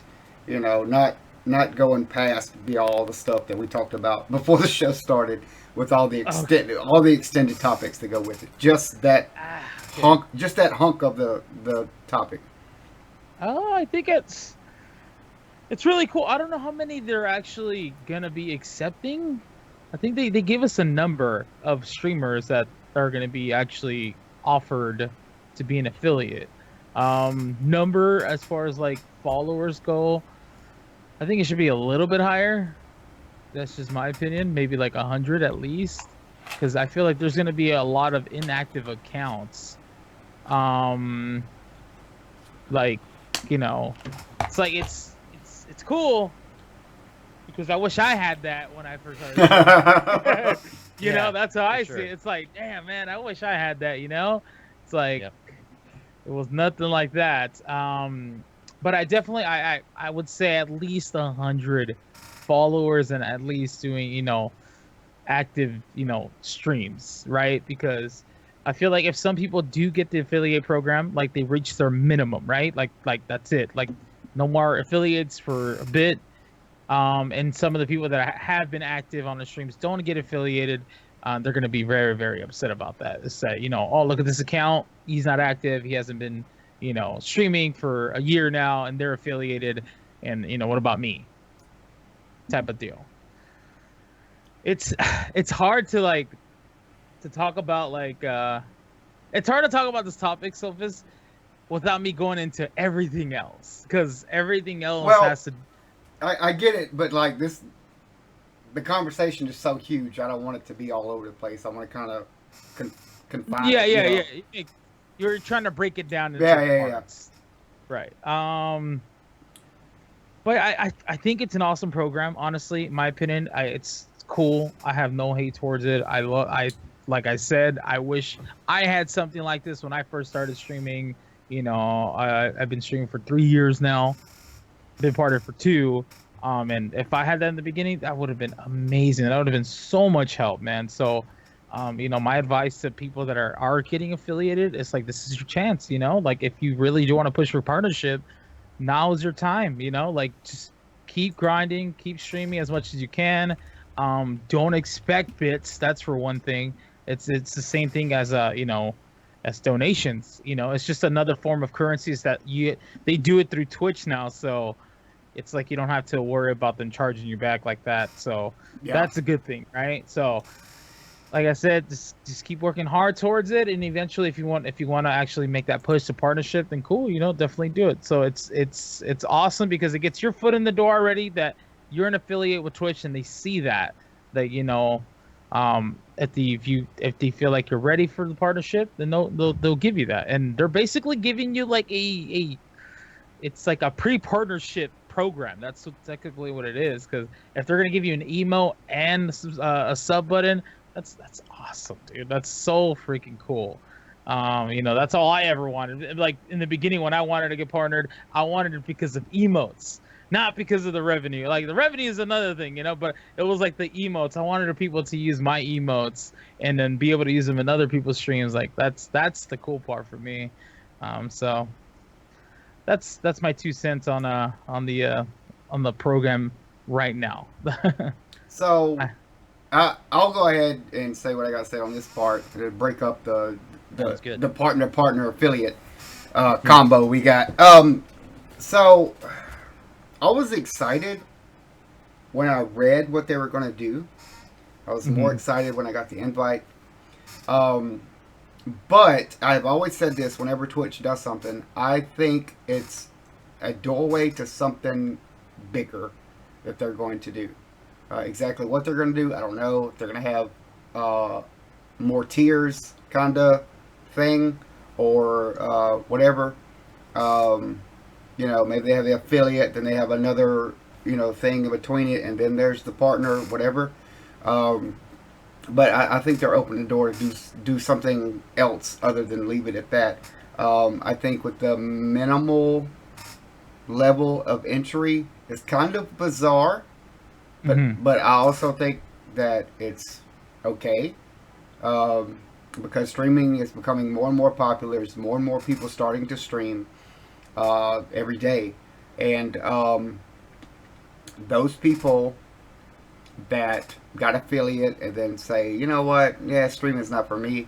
I think Twitch will see that. I think they'll be inactive, and I think they'll just take it away from them. I believe that will happen. I believe that there will also be, say, monthly, somebody in the office is going to get a report of all the non-partnered streamers that are getting those bits and seeing that. And those people that are like on the top list of that report, they're going to be like, huh, look at this guy. He's getting all these bits from all his viewers, but he's not a partner. Maybe we need to look at this person, right? Yeah. So I think it's a good stepping stone for the non-partnered to get recognized in some kind of way, because there are a lot of non-partner streamers that have, a lot of elaborate setups to be able to stream. We talked about this uh, last podcast when we were talking about the Persona 5 thing. All the gear that people buy to stream. If you guys were to see my setup, and some people have seen it on Twitter, y'all would think that I was insane. But I run a 3 monitor setup. I've got a Razer, what is this thing called? It's a microphone. I got a Razer microphone. The whole thing. Jless has got his pretty little microphone in front of its face. Those things are not cheap. Yep. Those things are not They're cheap not. at all. They are not. And people are using their own money to be able to give a quality stream to their viewers. Yes, But they exactly. but they just don't happen to have that amount of people that Twitch wants you to have to be a partner. But they can still get something out of it. And I think that part of it is great. So as for that, I'll leave my thoughts at that and go to Dorian. Okay.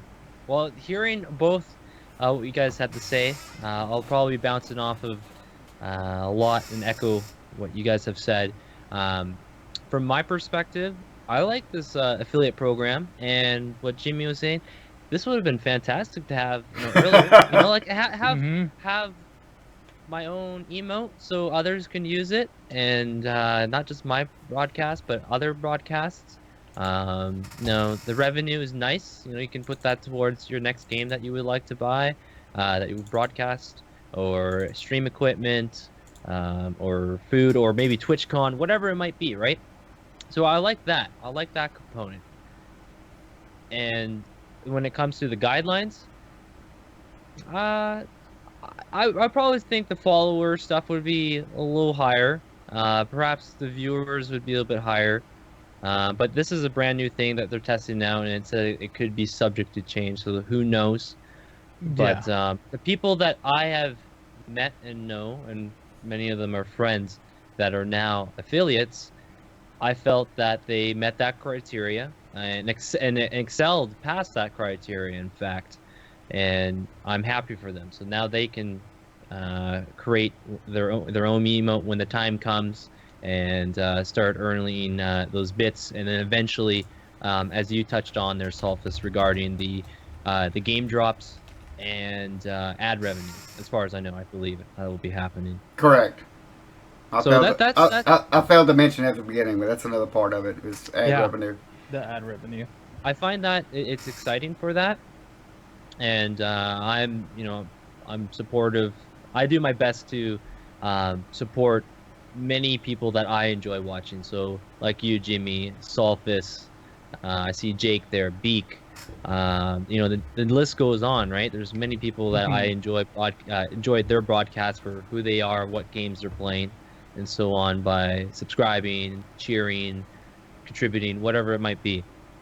And I think this could be, like you're saying, Solfus, this is just a stepping stone in the sense of what might lead next. And you're thinking perhaps some other tiers or some other variation of this.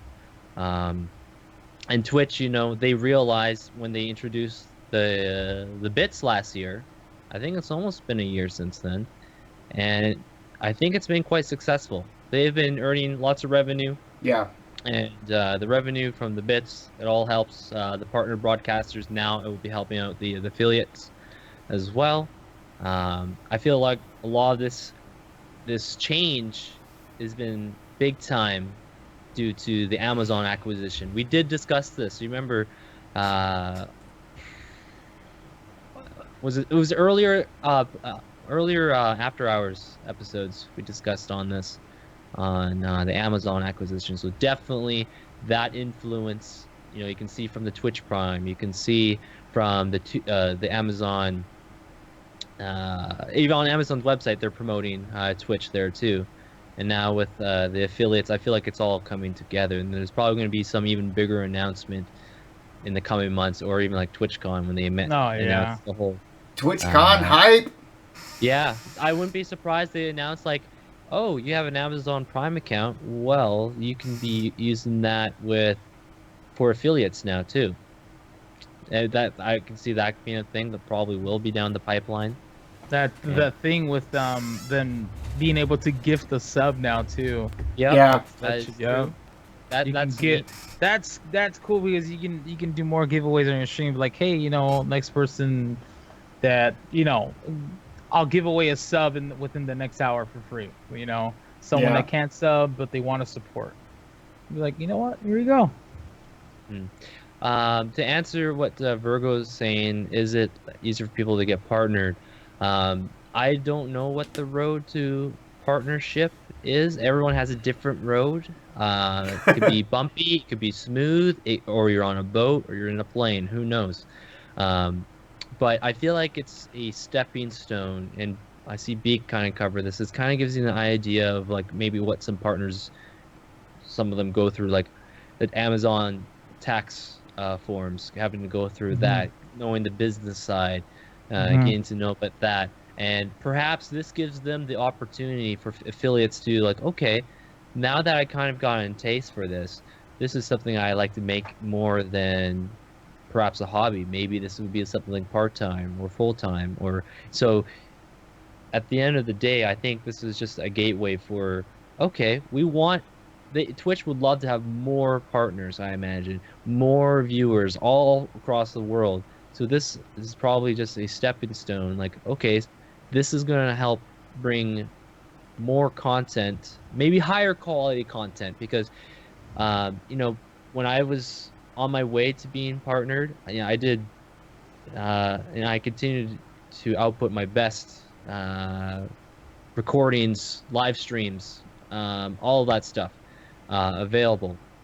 I think this even gives affiliates now the incentive, like maybe they want to go become a Twitch broadcaster partner. They kind of know what's maybe expected, and they're gonna perhaps up their game by maybe purchasing a higher quality microphone, maybe improving their internet, improving their room setup, and because they like it so much and they're being rewarded for that, because you want to reward success. You don't want to reward failure. So you want to reward success, and people that have been invited for this, and this is only being like the first wave of invites going on last week. Maybe this gives affiliates the incentive, like, okay, I really like doing this now. Like, I got my Mhm. foot in the door, and I'm gonna go for it. We're gonna make this bigger than ever. So I look at it that way, mainly. Yeah, and it's um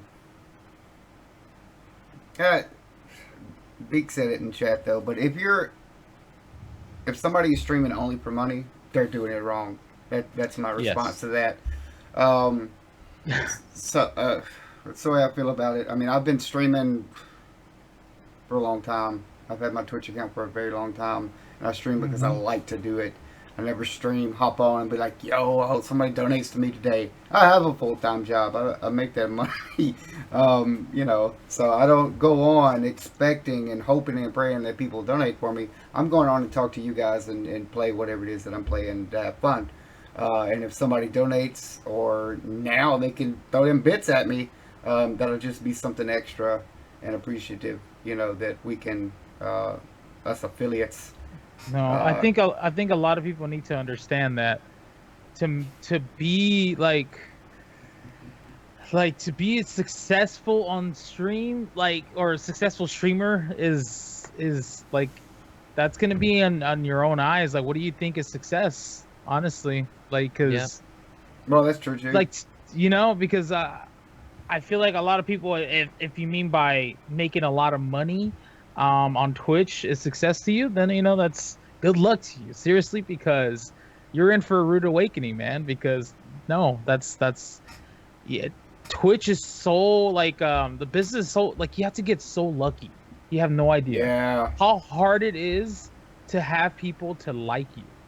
You got to understand that people have to like you. They're not gonna stick around if you're being depressing all the time, or just if they don't like you, they don't like what your content is. They're, you're screwed. So how else are you supposed to make money if you're taking it as a as like a what you might call it, as a get rich scheme type of thing, right? So right. I mean, honestly, man, I per- just go ahead, dude. I was gonna say, perfect example. You can look at this show that we're doing right here. Nobody is making any money off of doing this show. Nope. We're all doing it uh, for the fun of it and because it's good times. Talking to each other. It's a different type of stream for us streamers, where we can kind of commute with the other streamers and get together and talk about topics. Yeah. And talk I'll about even go and say, talk to the as this people in the is- chat. But we're not making any money off of it. But we're still having fun doing it. So. Yeah. I'll even go and say, like, you know, when we have our days that we don't stream, we just want to kick back, watch some streams. This to me is kind of therapeutic because I enjoy having these discussions with you guys here and Yeah. with the chat, because then you can, like, you know what, this is a part of my Twitch experience. You know, now visiting Jless, visiting Solfus, and you know all the other broadcasters, interacting, having those funny quotes, those funny clips, all those little moments. But for me, this is also a part of the experience. This is the Dorian Twitch experience for me, is my broadcast, visiting the friends of the stream, and throwing in a bit of the after hours into the mix. It completes it. You know, it's like, you know, when you don't have that ingredient for when you're making that pie, whatever it might be, or when you're baking, and you're like, crap, nice looking cookies, but they taste salty. You know, it's like, whoops. Mhm. That this is another ingredient for me. Them salty cookies. Would not recommend unless you like salt. Basically chips at that point. I guess. Yo. If you like that taste, all subjective, but the taste of this after hours, it's good stuff for me. Oh, I hear you. Completely off topic, but I'm gonna say it anyway because I'm excited, and this is the first time it's happened to me. Raw Gaming just threw bits at my personal channel. Thank you, Raw. Hey, My- there you go. My first bit donation. That Raw Gaming. GG's, raw. GG's. Cool stuff. Cool stuff. So yeah. Congratulations. So here's the flip side. There's a lot of negative talk. Yeah, but before we get into the negative talk, I want to go ahead and say congratulations to those of you that did get accepted for the affiliate program. Seriously, guys, like I said earlier, I am happy for you guys. I wish we had a program when I got started, because, you know, those of you that are here watching, I know most of you that are, you know, from my community have seen me grow to what my channel is today now. And it's, oh man, it was a struggle, dude. I'll tell you that much. I remember doing streams with only like me and Nightbot, or me and someone else, and it's just like you know, this is what I always say. This is my philosophy on streaming: is stream like if there's already 1,000 people there, man. You give, you know, your best to that one viewer, man. Eventually, that one viewer grows into 10, might even grow into 15, might even 20, might even triple that. You know, just keep doing you. Like, your personality should never change on how many viewers are there. You should always give them yourself and just be honest with them, because they can read through all the fake shit. And that's just from experience. Yeah. And That's- you know, I'm that's true, happy. too. I'm super happy for you guys to have like a foot in the door already, you know, and eventually if you feel like you're comfortable enough to apply for partnership, I wish you the best of luck, guys. Seriously, nothing but success and happiness for all the affiliates. Super jealous of you guys. Like I said, I didn't have any of this, and it's just like, oh man, like that sucks. I wish I had that, but I'm happy. I'm super pumped for you guys, dude. Well, But now let's get into the other topics. I will say real quick after you said that, Jless, to me, this is Twitch going, hey guys, those streamers out there grinding away, that's not partners. We see you. We see you putting in work. So here's a pat on the head, you know. Exactly. Basically, that's the way I feel about it. And it kind of, you know, after a while, like I said, you stream for fun. You know, you stream for the community and the talks, but like, you know, the platform that you're given to, you know, they give you some kind of recognition. I mean, that's cool. That makes me feel good, right? Yeah. So, you know, anyway. So, now progressing to the flip side, the dark side of the conversation. You know, Boy. I will say I haven't seen this dark side. Many of you guys know I'm like, when I play them Star Wars games, always Path of Light. So the things on Twitter. It's usually upbeat, but Yeah. Jimmy has things to say. The side, do it. I don't know. I don't know. I don't know. Curious to Okay, hear that's this. coming from experience, guys. Okay, this is just me. When I first started out with streaming, let me tell you guys, for those of you that are like affiliates, and for those of you that are around Twitch, honestly, just if you're cool friends with other streamers and stuff like that, make sure you guys keep it professional and you guys are cool with each other. Don't get too personal, because sometimes that comes with drama. And I've been a part of drama, like my first year of Twitch. After that, I don't involve myself in any kind of drama. I don't really get too close to people on that kind of level, because, like I said, it just gets too personal, and it's just, you don't need that, you know. And I'm super happy to have a whole bunch of cool streamer friends and be able to stream with them. And I can consider Dory and Soph as like, honestly, like, cool freaking streamers that I can consider them friends now. But like, I just watch from afar, and I see everything unload on Twitter with people complaining about the Twitch affiliate program from other partners, saying, do you want me to do you want to say anything, Sylvis, or should I just keep going? Go. All right. You're on the A hot lot seat. of partners are saying that you guys don't have to work as hard as we did. That's not me. Once again, I'm happy for you guys, and you guys deserve it. For those of you that had to do that, like I said, I'm jealous that you guys have a program like that, because I didn't have anything like that. But a lot of partners are really, really salty at the fact that you guys didn't have to work as hard to do, to get something like that. And I don't see why they should be upset about it. Like, I kind of do, but at the same time, most of the time, like, I don't see that. Like, why? Who cares? Like, they're able to make more revenue. Like, why does that make a difference? It's like, I feel like they're probably more jealous at the fact that they didn't have what you guys have now. That's it. Right. It's kind of like one of those things as you get old. Like, oh, back in my days, we didn't have that. Like, I had to work my ass off to get. It's something like that. So people are just really, really salty at the fact that people are getting affiliated just like that. In my personal opinion, I don't see anything wrong with it. The only thing I didn't agree on was probably the amount of followers. I feel like maybe you need a little bit more in terms of following goes. Yeah, maybe the like I said, the follower count is kind of sketchy, but it's kind of low, right? Everything else that comes with it, I think it's cool. I don't see why people are bitching about it. And then on the other hand, there's people that are like not affiliates bitching about partners having a badge that has a little check mark. I don't know if you guys have been noticing that, but there's a check mark whenever you see someone coming in chat and has a check mark badge. That usually means that they're partnered. That means that they're verified. A lot of people think it's self-promotion. That when someone has a check mark, oh, look, everyone's going to look at the check mark guy because, oh, he's partnered.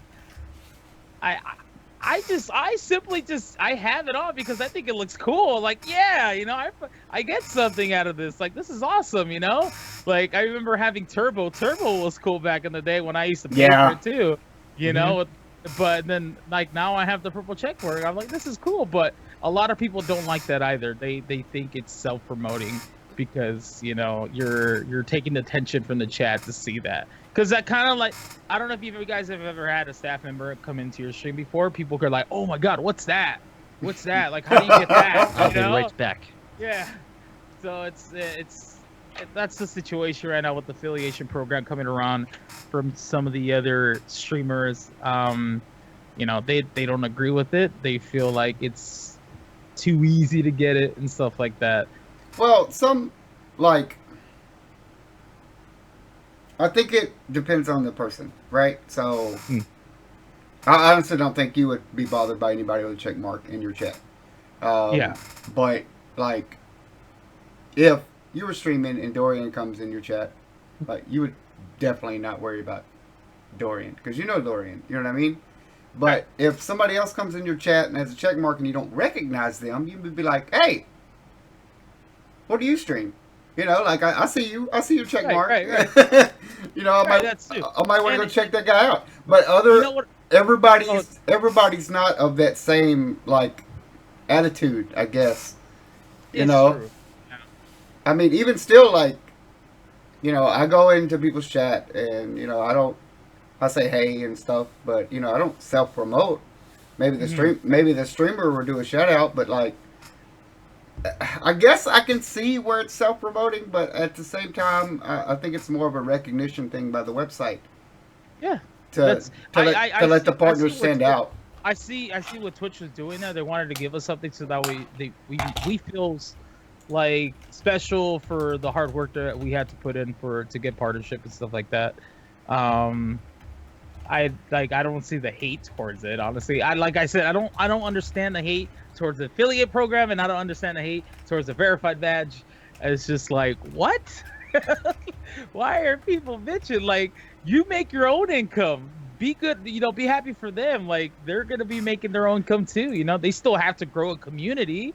I was like, that doesn't mean that because they're affiliated now that they're all gonna receive all the monies and you can't have what they're getting. You know, like come on now. It's this Twitch is a big platform. It's grown to be a huge platform now. There's so many freaking streamers, dude. It's ridiculous. Yes. And it's like there's enough room for everyone. Seriously. Like come on now. It's like the best thing about Twitch, man, best thing about Twitch that nobody ever says that often is that everybody's unique in their own way. Why? Because everybody has their own personality. That's what stands out from you guys is that you guys have your own personality. You're your own person. There's only going to be one Sophus in the world. There's only going to be one Dorian in the world. There's only going to be one Jless in the world. Like you can't copy someone else's personality. And even if they tried to do that, you could kind of see Yeah, that. you would Okay, come on. you would Try to know. be Dorian See there, for I a see week. there. You're gonna have a good time. You're gonna have a good time. Yeah. Mother fathers, Huh. don't. I You see gotta what be you tight did lipped. there.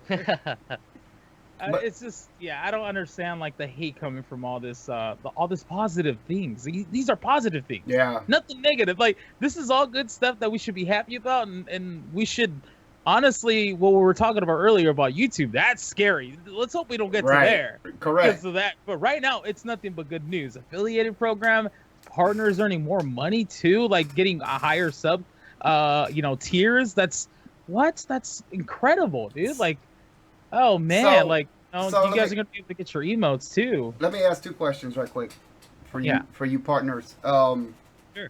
Can you actually turn the check mark off? Yes. Okay. I was just curious because I didn't know. Yeah, you can either choose to have it on or off. I choose to have it on because, like I said, I think it's cool. Like, you earned that purple check Yeah. mark. I think it's fine. Yeah. And can you? I've heard people talk about it, but I really haven't read much of the details. Can you break down the different sub now? Isn't there like you can sub for like 20 different amounts of money now, or how does that Okay. work? There's Go ahead, Dory. You can go ahead. yeah, there's they brought out two new tiers, a $9.99 tier. Someone wants to directly support the broadcaster that way, or $24.99 tier to support the broadcaster. And then it all depends if the broadcaster elects to bring a specific emote for those tiers. Again, it's freedom of choice. At the end of the day, I've already discussed this on Twitter. People were asking me before the Twitch affiliate program rolled out and was announced. Twitch announced the whole subscription tiers, and I list like 4 key points. And the ultimate point of that I want to get across is it is freedom of choice of that subscriber to Mhm. Jless or to Raw Gaming or to whoever. Is their choice that if they want to subscribe to what tier they want, what fits them, what's best for them. You know, it's not like anyone's being forced, like, oh, you better be subscribing to this tier, otherwise we're going to treat you like crap. At least for my broadcast, and I can probably say certainly with Jless, Raw, and people that we know, that's not going to happen. You're not No. going to get like a gold, like, oh, we're going to roll the carpet for you, whereas the other people left behind, they're going to be licking up and picking up rocks or something. You know, Yeah, it's not that's- gonna be like that. That's one thing I've always made it clear on my channel too. Regardless whether if you're sub or not, and if you're here every day to support me, that's more than I could ever ask for. It doesn't mean that I'm gonna give the subs way more attention than what I give you. You know, obviously, subscribing to someone is something you want because you know, you enjoy their content and you want to support them in that kind of way. You know, like as long as you don't expect more than that, then you're good. You know, like what do you? I don't know what some other sub perks are from other streamers go. Like I'm just speaking on behalf of myself. I mean, it's not like I'm selling my Snapchat or my Instagram. Like if you subscribe, I'll give you my Snapchat. You might get personal snaps from me. But no, it's not like that. It's not like that. Honestly, you sub to someone because you enjoy their content and because you like them. Regardless, I'm still gonna treat you the same whether if you're not sub, even if you're just a follower or Exactly. just someone that drops by every single day. Like I treat everybody the same, and I treat everybody how I want to be treated, and that's with respect, and you know, just to have a good time, man. I'll even go as farther as saying as like when I call it out. I call it out when I see a subscriber going a little out of line that are infringing or even breaking my maybe set channel rules of like, you know, common courtesy, like calling people pieces of bleep and bleep or racist marks. I call that out and I shut that down. It's not like, okay, they're a subscriber, they're immune to that. You Right. know? Yeah. I hold everyone accountable, you know, and because, and if a moderator even happened to do that, sure, it could be a little, you know, on the brain on the broadcaster, but you gotta stick to your guns. You gotta stand tall. You can't just roll over and put your head in the sand here, because if that happens, it's gonna be a slippery slope for you as the broadcaster, because then people are gonna get accustomed, like, oh, so this type of action is allowed here from a moderator or a subscriber, you know. Oh, I'll just get away with it just by any time I want. I do not recommend that path, because you know, just by watching, just by lurking, just by, you know, checking out other content on Twitch, and most of the content that I've come across has been great, but there's stuff like that that goes on. And again, touch on, I said earlier, is that I'm fortunate to know many broadcasters and communities and moderators that follow my belief of, you know, I believe that person's decent, looking the best in them, hopefully giving them the benefit of the doubt, but if something is out of line in regards of maybe Jimmy has set rules, Dorian has set rules, and they're breaking that, you know, you let that person know immediately. You don't just squander on it. Yeah, for sure. But yeah, so basically they released a new thing to where subs or partners can now have the $9.99, like Dorian said, the $24.99, and each like tier. Say for instance, if someone subbed under the $4.99, right, you still get the basic emotes that they have in their channel, you know, the main emotes, and then but if someone subs and they're $9.99, they get one special extra emote on top of that, on top of those other ones that only the people that are subbed at $9.99 can use. And the same goes for $24.99. Ah, that's cool. So, okay. so Yep. basically, but if you sub to the $24.99, that means you get those two extra ones. So and then on top of like the basic, you know, the same ones that they have for the standard ones for the channel and stuff like that. I think it's you know, it's pretty awesome. You know, I know a lot of people didn't really like it at first, but I don't understand why people would put so much hate towards that. Just because, you know, like you're able to support your favorite streamer even more if you wanted to, you know, if you wanted to help them out, like, you know, if you wanted to sub more than just $4.99 or than just donating, like now you can sub to them for a little bit more if you'd like to. Like I said, like to. You don't have to, like to. And you know, and also they made it to where it's a little bit easier to get emotes now. Before, it was ridiculously hard, guys. You guys have no idea. After the goal, I think it was 100. Yeah, it's 100, right? You get 8 emotes. Once you hit 100 subs, you get 8 emotes. The next goal for that is 250. Yo. Like, you had to earn 150 subs to get 2 extra emotes. That was insane, man. I was like, the closest I've ever gotten was like 220, and I was like, oh my god, like we're right there. And then you start dropping subs and stuff. It's just like, oh god, sucks. I just wanted the emotes. That's it. I wasn't Yep. even thinking about the revenue, but it was just the emotes. But like That's- now, if you do sub under a $9.99, that counts as 2 subs for the person. If you sub under $24.99, that counts as 6 subs. So that means we're able to get more emotes faster and like easier now. So they made it a lot easier now. So now like the goals are, once you hit like 100, it's 8, right? Now I think after that's 150, and then 175, then 200, and then 225, and then 250. Like they made it a little bit easier for us to get more emotes. And oh, go ahead, Jimmy. No, go. Yeah. Oh, okay. I was gonna say, even this is as for the broadcast, for the community. The other part is best. Like when you reach these tiers, you're locked in. Like if you drop below that, it's fine. You'll still be able to like, okay, I have 8 emotes. I can like, maybe this emote's not being used very much, so I will put another one. I'll put something else instead, because before you had to be holding that level. So if it's Yeah. 100 and you want to keep 8 emotes, you gotta be at least 100. If you drop 1 and you want, okay, this emote doesn't get used, you gotta get back up to that 100, then you can change it. But now once you meet that threshold, you're fine. It's locked in. So like now once you hit the goal of hitting 200, and now you have like 12 emotes or 15 or whatever it might be, if you even drop 200, you're still able to keep your emotes, and you're able to replace them. Like once you hit your goals, like you're okay. Before, it's like whenever, like Dorian said, whenever you drop 1 sub, you weren't able to replace your emote, because if you did, that means you wouldn't get it back, or you wouldn't be able to have 8 emotes again. It was a pain. It's so hard to work with just 8 emotes, and I can't imagine with affiliates to pick that one emote. Like I struggled, having 8 perfect emotes, because like I just wanted like the good ones for people to use in chat, and not only in my channel, but to be able to use them in other different channels for other fun reactions and stuff like that. So that's crazy that affiliates, you guys have. It's scary to think that you guys have to choose one emote that you think is perfect for your channel. Like, good luck, guys.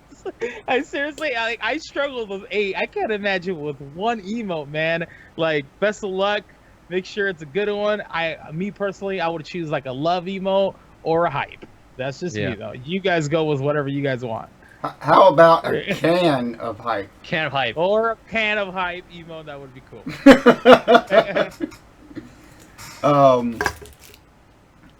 Yeah, it is.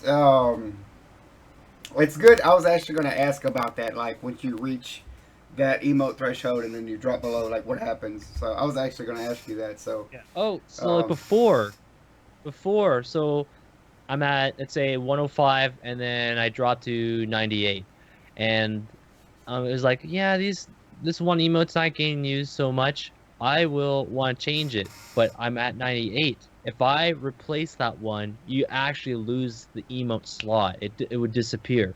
So you would have to work back up there. But with the new set guidelines for the tier, or for the emote unlocking slots, once you hit 100 once, and if you were to drop down below it at any point, don't be afraid. You can still change your emotes, no problem, which is great.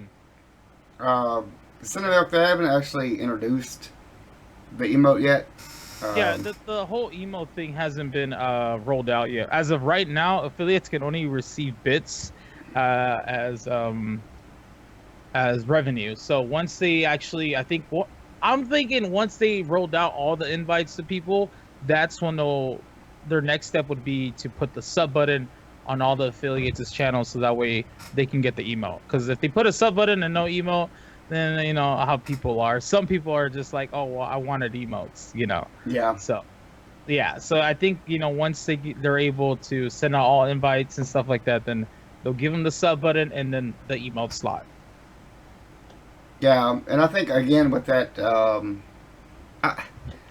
I think it's a test run, man. A lot of people are mad about this. A lot of people this and that, but I think Twitch. Like I said, in my opinion, Selfless, I don't mean to cut you off, but like I said earlier, like I don't understand the hate like this is all positive news. I You know don't. what I mean? I don't get the hate I- either, man. I think it's a door opening to more things that Twitch will Yes. do. As when they roll out things, it's always something bigger down the road. You know that Exactly. that stems off of what they do now.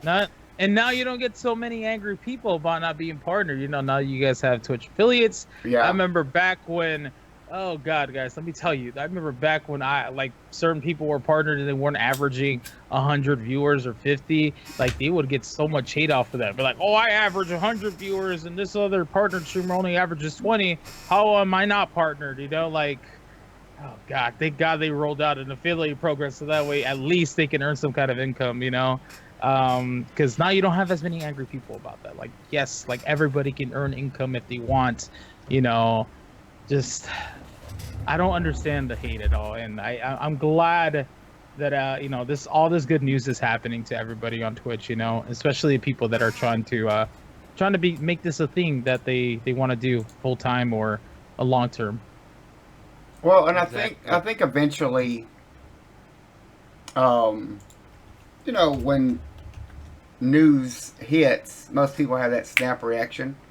Mhm. You know, whatever kind of news it is, right? Like people have an automatic snap reaction, like, "Oh, that's stupid," or "That doesn't make any that doesn't make any sense." But Yeah. actually, when they see it in action, or you know, they kind of see it unfold, and some time has passed, and they go, "Okay, it's not that bad." I think, my personal opinion, I think there's more people being positive than people being negative about it. Mhm. And I think eventually it'll just all the hate Yeah. needs to go away. Yeah, I was saying this before the show. I think this is like whatever negative, positive, whatever. I think all this will just roll over eventually, or just blow over. It's like like a bush fire. You know, like you guys ever seen a shrub just get torched really fast? You know, it's bright, it's hot, but then it just goes poof. It just goes away. It's not like a big forest fire. It's nothing like massive. I think it's just a big bush fire, and it's just a big puff of smoke, big flame, and then it's just gonna blow away. Yeah. This discussion. I remember when the bits when they first rolled out, there were some talk about that. Again, people are entitled to their thoughts, their opinion, freedom of speech, Yeah. freedom of choice, all that stuff. That's sacred. Always have that. But I think, as in my perspective, I think this will just blow away. I think it's great for the affiliates, great for the partners. About the subscriber, or I mean the partner badge. I'm gonna sport it. I like it. You know, I feel like my journey of becoming a partner, it didn't end when it became partner. It's ongoing. It continuing. You come at crossroads, you come at U-turns, you go fast lanes, highways. You know, you go through a lot, and my journey continues to keep rolling. And being among, you know, on this talk show with Jless, Solfis, this is just another branch of it. It's another part of that, and you know, to support it, I feel good about it. I personally like it, and if people have any issue about it, they're entitled to that thought. But you know, if it's I'm on a raid with Solfis, and I'm not sure who we're going to be raiding to, and you know, if someone told me like, please turn that off, I'll say, all right, I'll see you later, and just move on. And because if he or she feels that way, they're entitled to that. But who knows? I maybe may have liked what their content is, and who knows? But oh well, you just carry on, and that's the way I look at it. I don't make it any more than that. If Yeah. one chooses to do that, that's fine. But I feel like that's just it's petty, trivial, and the energy could be put towards something else. I don't think Indeed. everyone's gonna flock to, oh, this badge. Like all these different badges. There's been so many different badges since I started being on Twitch. Like at first, I didn't even know what this green sword was. I remember people were intimidated by green swords. What the hell is this? Get away from me! What is it? What's this wrench? What is this wrench? You know, at the end of the day, you know, like it's just gonna, in my opinion, I think it's just gonna blow over, and this whole affiliates and the badges, it's just going to turn into something else, another gateway, like you said, Sulfus, to something bigger. So, Well, I that's this my thoughts. here, like from my perspective, like what's my not to yeah. So my latest follower count is 510, right? It's not a whole lot of Mhm. not a whole lot of followers compared to everybody else. Hey, But no, but hey, but that's a huge milestone, my friend. but Please. it's good. I I'm remember. happy though. But what I'm saying I is, remember I gave away my first giveaway was at 200 followers. I was like, yes, 200. but You know, That's amazing. I like the follower man. height. But- Seriously, so, yeah. but from my perspective, like if I'm streaming and I see that check mark, and I'm like, yo, I got a partner watching me. You know, like it's exciting for me because like, and I've touched on this before, but there's been two different people to tell me that I was the first ever stream they watched on Twitch. And that's out of all the people on Twitch, they somehow picked me. And I kind of felt like kind of almost special about that. Like that, I think that's cool. And then like when we first started this show, it was me and that Bill Buckner and that Craigtron. And then the fourth ever episode, Dorian came on, and I'm just like, shit, we got a partnered streamer on the show. What do we do? It was that excitement for me. Yeah. And now look at us today. I'm outnumbered. There's two partners versus me. So it just shows you, you know, the growth that's going on. But like, I'm gonna title my stream checkmarks welcome. Every stream that I do, because it doesn't bother me, man. It's not gonna bother me at all. And to be honest with you, I'm gonna be completely honest with you guys that are even started streaming and stuff like that. Even like us partners, even after you get partnered, okay? No one really talks about what happens after you get partnered. Now, everyone always talks about the road to getting partner and the struggles you had to get through. Even after you get partnered, you guys really want to know if anything really is different or if you get treated like royalty? No, you don't. It's the same thing. If anything, you have to work even harder. Why? Because like now you have so much pressure from people that are non-partner to criticize you, whether if you have an X amount of viewers or how did he get partnered this way, or you know how many subs you need to work on getting, and you know pleasing your subs to like for like the perfect emotes, because I'm all about quality in terms of like like delivering like the best emotes that I could, or like giveaways and stuff like that. It really doesn't change anything at all. Like being a partner or being a non-partnered doesn't change anything. Like you have to work just as hard, guys. And I wish you guys the best of luck. For those of you, like I said, those of you that are affiliates, just work hard and don't stop doing it. Like don't change your pace. Keep going. There's no need to change your pace. Keep it. Don't get lazy. That's don't get lazy. I mean, because I trust me, I have a lot of friends. After they got partnered, they got lazy and they lost that drive to keep going. And they're just like, well, now I got partnered. Now it's just kind of like, okay, well then what the now? audience picks up on that. Yeah, Yep. absolutely. They do. See, I'll even, if quickly say, I'll even say this. Like, I remember when I was streaming GTA 5 a lot, and that's the game that I was partner on. And there's a lot of people that are still friends with, like Jake and Kowouter, Pie Eater, the list goes on, right?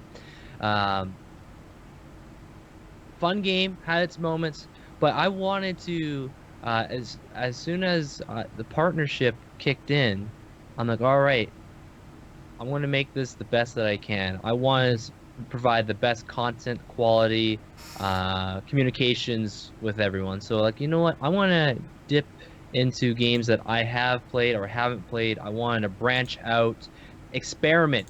Also, it's good time to be learning experiments too. Yeah. Anytime in broadcasting, it's always good to experiment. See what it's like. If it works, it works. If it doesn't, maybe you can look at how to improve it, or just analyze it, all that stuff. Absolutely. It's And- never too late to rebrand your stream. If you start off as a WoW streamer and then decide that you want to go Call of Duty route, right? Let's just use that for an example, then do it. But it's never too late, honestly.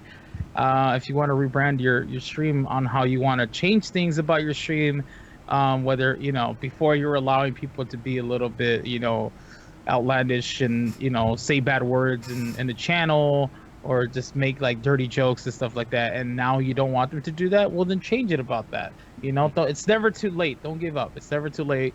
If you want to change, then change. Now's the time to do that. Because if you don't try, then how would you ever know whether if it worked out or not? That's true. If You have it, to at wor- least if it try. works for you. And, Yeah. for me, I like to dip into single player games, a bit of multiplayer, not just being that one game, because people will see through you when you're exhausted, mentally tired, bored. Like it becomes not the hobby that you love and have enjoying it. It becomes a drag, and people see Yes. through that. And because when I'm playing that Indiana Jones game yesterday, I'm like, man, this is a good puzzle, solving it. But once I beat the game, I was like, yes, finally beat it. And also like Star Wars, going through the Star Wars games, going through so many Mario games that I haven't played or have played and revisiting it. It's been exciting. Whereas beating the dead horse of the old broken record of Grand Theft Auto every day, I remember that. That was in itself an experiment. I look at that and I'm like, okay, now that I've learned, and maybe in moderation I could come back and play that game, but that wasn't working for me. That was not good for me mentally. I don't like the burnouts. And Yeah. when you learn from your mistakes and then you own up for them and then you improve yourself, I know I feel better out of it, and I think people that are viewing, they see through that real quick and like, yeah, we can see Doran really enjoying this once he gets those GGs, whatever game is, Yeah. Yeah, exactly. Like people can see that you're genuinely having fun, or you're just doing it just because it's just like it brings you more views. Yeah. That's for damn sure, man. Because I mean, I play the games that I want to play, and I play that because I know they're gonna put me in the best mood, and that's what you're technically here for. Like, I mean, that's what I'm here for. When I stream on Twitch, it's because I want to have a good time and I want to make people happy. Because let's be honest here, most people that are on Twitch, it's an escape for them. Even Yep. for the streamers themselves. What from the reality goes on in real life. All the BS that we have to deal with, either work or stress from family and stuff like that. What do you normally do? You either play video games with your friends, or you want to chill on Twitch and hang out with the community on there. And honestly, that's what my stream is all about. That's what Dorian's stream is all about. We're all here to have a good time, and just remember that whenever you start streaming, do it because it's gonna make you happy, and along the way, if you can make other people happy too, then that's even a bigger plus. That's awesome. For sure. Exactly. I I mean- would hear from like when someone's going through a tough time with work or school, or maybe some other social things that are going on in life, and they can find a way to like maybe escape for a little bit, Yeah. by visiting our channels. Like, they have some other significant important things going on in the world right now for them, and then they're like, you know what, I can find a common place that I can call like a home away from home experience. So when I visit Jless's stream, Solfus, name goes on, I'm welcome there. I'm fortunate. I don't ever expect it, but when Jimmy's like, Doran, my man, in the house, I always crack up laughing, and like it doesn't go unnoticed, and I appreciate that. Thank you, Jimmy. Thank you, Solfus, and everyone else. And I think a lot of people feel that way too when they come to the channels that we know within our community. They're feeling welcome. They feel welcomed. There's no jazz and drama, whatever it might be. It's just fun, escape, all that stuff. Right.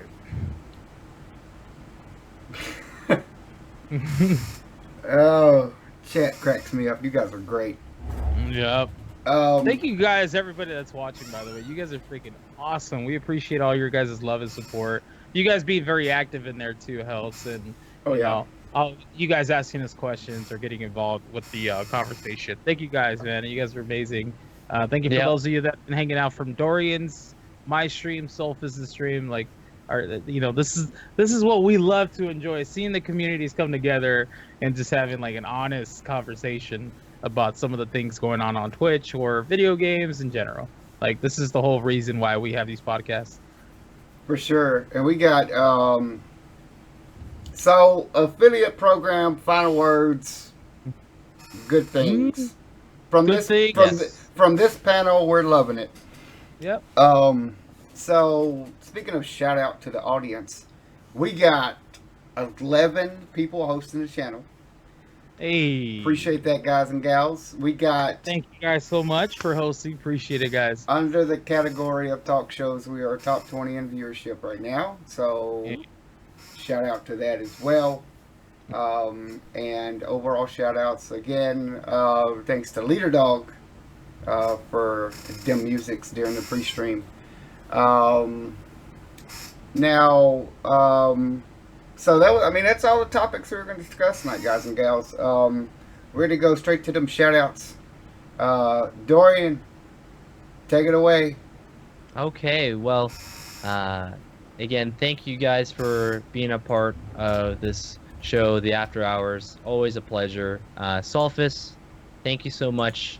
The Epicenter, keeping us in line, putting together the production for the show. Always a pleasure to be on here with you. And since my first episode and all the episodes that I've been able to attend, it's always been a blast. The discussion topics have been interesting, and the conversations that spiral from it, always good times. That Jimmy Jless, gotta love that Jimmy Jless. Do it. Check out that Sulfus, that Jless, that J-Fam. Good folks. Thank you guys for spending your Sunday afternoon and evening with us. We hope to have another show real soon. And, you know, everyone that is here, we appreciate your time and contributing with discussion topics, conversations. That does not go unnoticed. And always a pleasure to be on. As you can see, all the information there. If you guys perhaps like the shows, definitely check out everyone on the panel. So all my information's there. If you seem to go on the web browsers, you can check out those links right there. Always a pleasure. Again, Sulfus, Jless, and everyone in the community, thank you guys for spending your evening, and hope you guys have a great rest of the upcoming week. And keep gaming, keep cooking, whatever you're doing. Affiliates, congratulations to you guys. I'm most excited. All positive from me. You guys keep doing what you're doing, and your personalities, that's at the end of the day, people are there, I like to think, are there for you, for your personality, because of what you're doing, because you're funny, because you're serious, because you're something else. And something else might be something interesting, who knows? But at the end of the day, I will say you guys are great. So again, thank you guys, and I'll pass that on to that Jless. Dorian, are you when's the next time you're going to stream, so all the folks will know?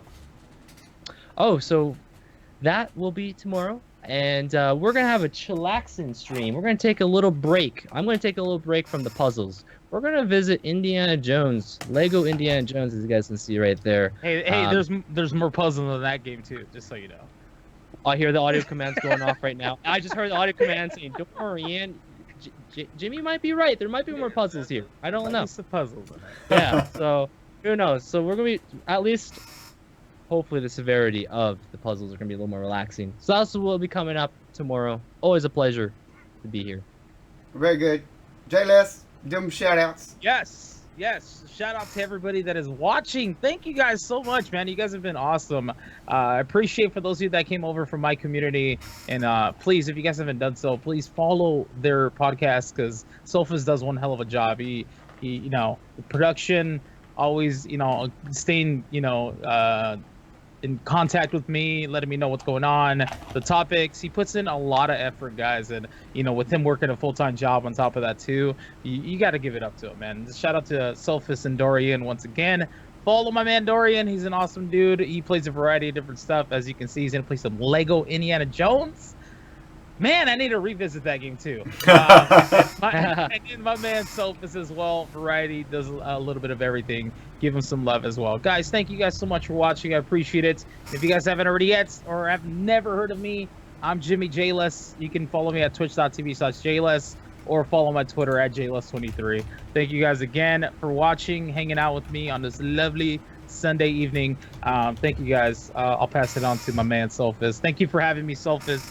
Appreciate it, brother. It means a lot, man. Always welcome that Jimmy is into this podcast. Jless, Yes. so the folks know when are you streaming next? It should be live tomorrow. Tomorrow it's 7:30 p.m. Pretty much throughout the whole week, it's usually 7:30 p.m. PST. I like to throw out an afternoon stream here and there if nothing's going on. But yeah. All right, very good. Check out that Jless and Dorian. Do it. So, Jimmy, do it. so one thing I failed to mention, as you guys may have noticed on the panel here, I have set up auto hosting on the After Hour channel to everybody that's ever been on the show. So you guys and gals at home want to keep up with the current and previous panel members, you can just come to the channel and see who we're hosting and go from there. So you guys may or may not have noticed that, but that is a thing now. I also have my personal auto host back up and going, so you guys may have noticed that as well. But you guys and gals watching at home, I can't thank you enough. Jless coming on for the third time. Yes, number 3. Looking forward to number 4. But you guys can follow me right there. All my information at Sophus on Twitch and Sophus on Twitter. You guys know me well enough, and if you don't, I don't really have a normal streaming schedule because my work schedule is crazy. But I always announce on that Twitch when I'm going live. And since I have a 4-day weekend, I'll be live tomorrow as well. So you guys can come check out me, Jless, and Dorian streaming all them games, having fun. But can't thank you guys and gals enough again. Shout out once again to that Leader Dog. That is the music you guys heard during the pre-stream. You can go check them out. They gave us permission to use their music on the show. So those guys are also, you can check them out on Facebook. And as always, when we do the next show, we will let you guys know as soon as we know when the next show is.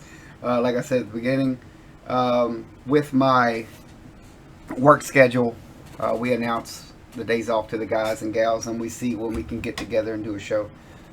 So hopefully sooner or better, but we'll definitely let you guys know. You can follow the Twitter of the show to find out all of those great news and wonderful things that are going on. And also, if you guys and gals watching at home have any topics that you would like for us to discuss, feel free to tweet at us. We would love to hear you guys' input and what you guys want to talk about on the show. But again, can't thank you guys and gals enough for being here, and all the support you guys give is crazy. And that turkey right there, that turkey. But can't thank you enough. So guys and gals, have a great night. I'm gonna roll that outro video, and can't wait to see you on the next show. Have a good one, guys. Take it easy, guys. Have a good one. Thank you guys. Have a great weekend.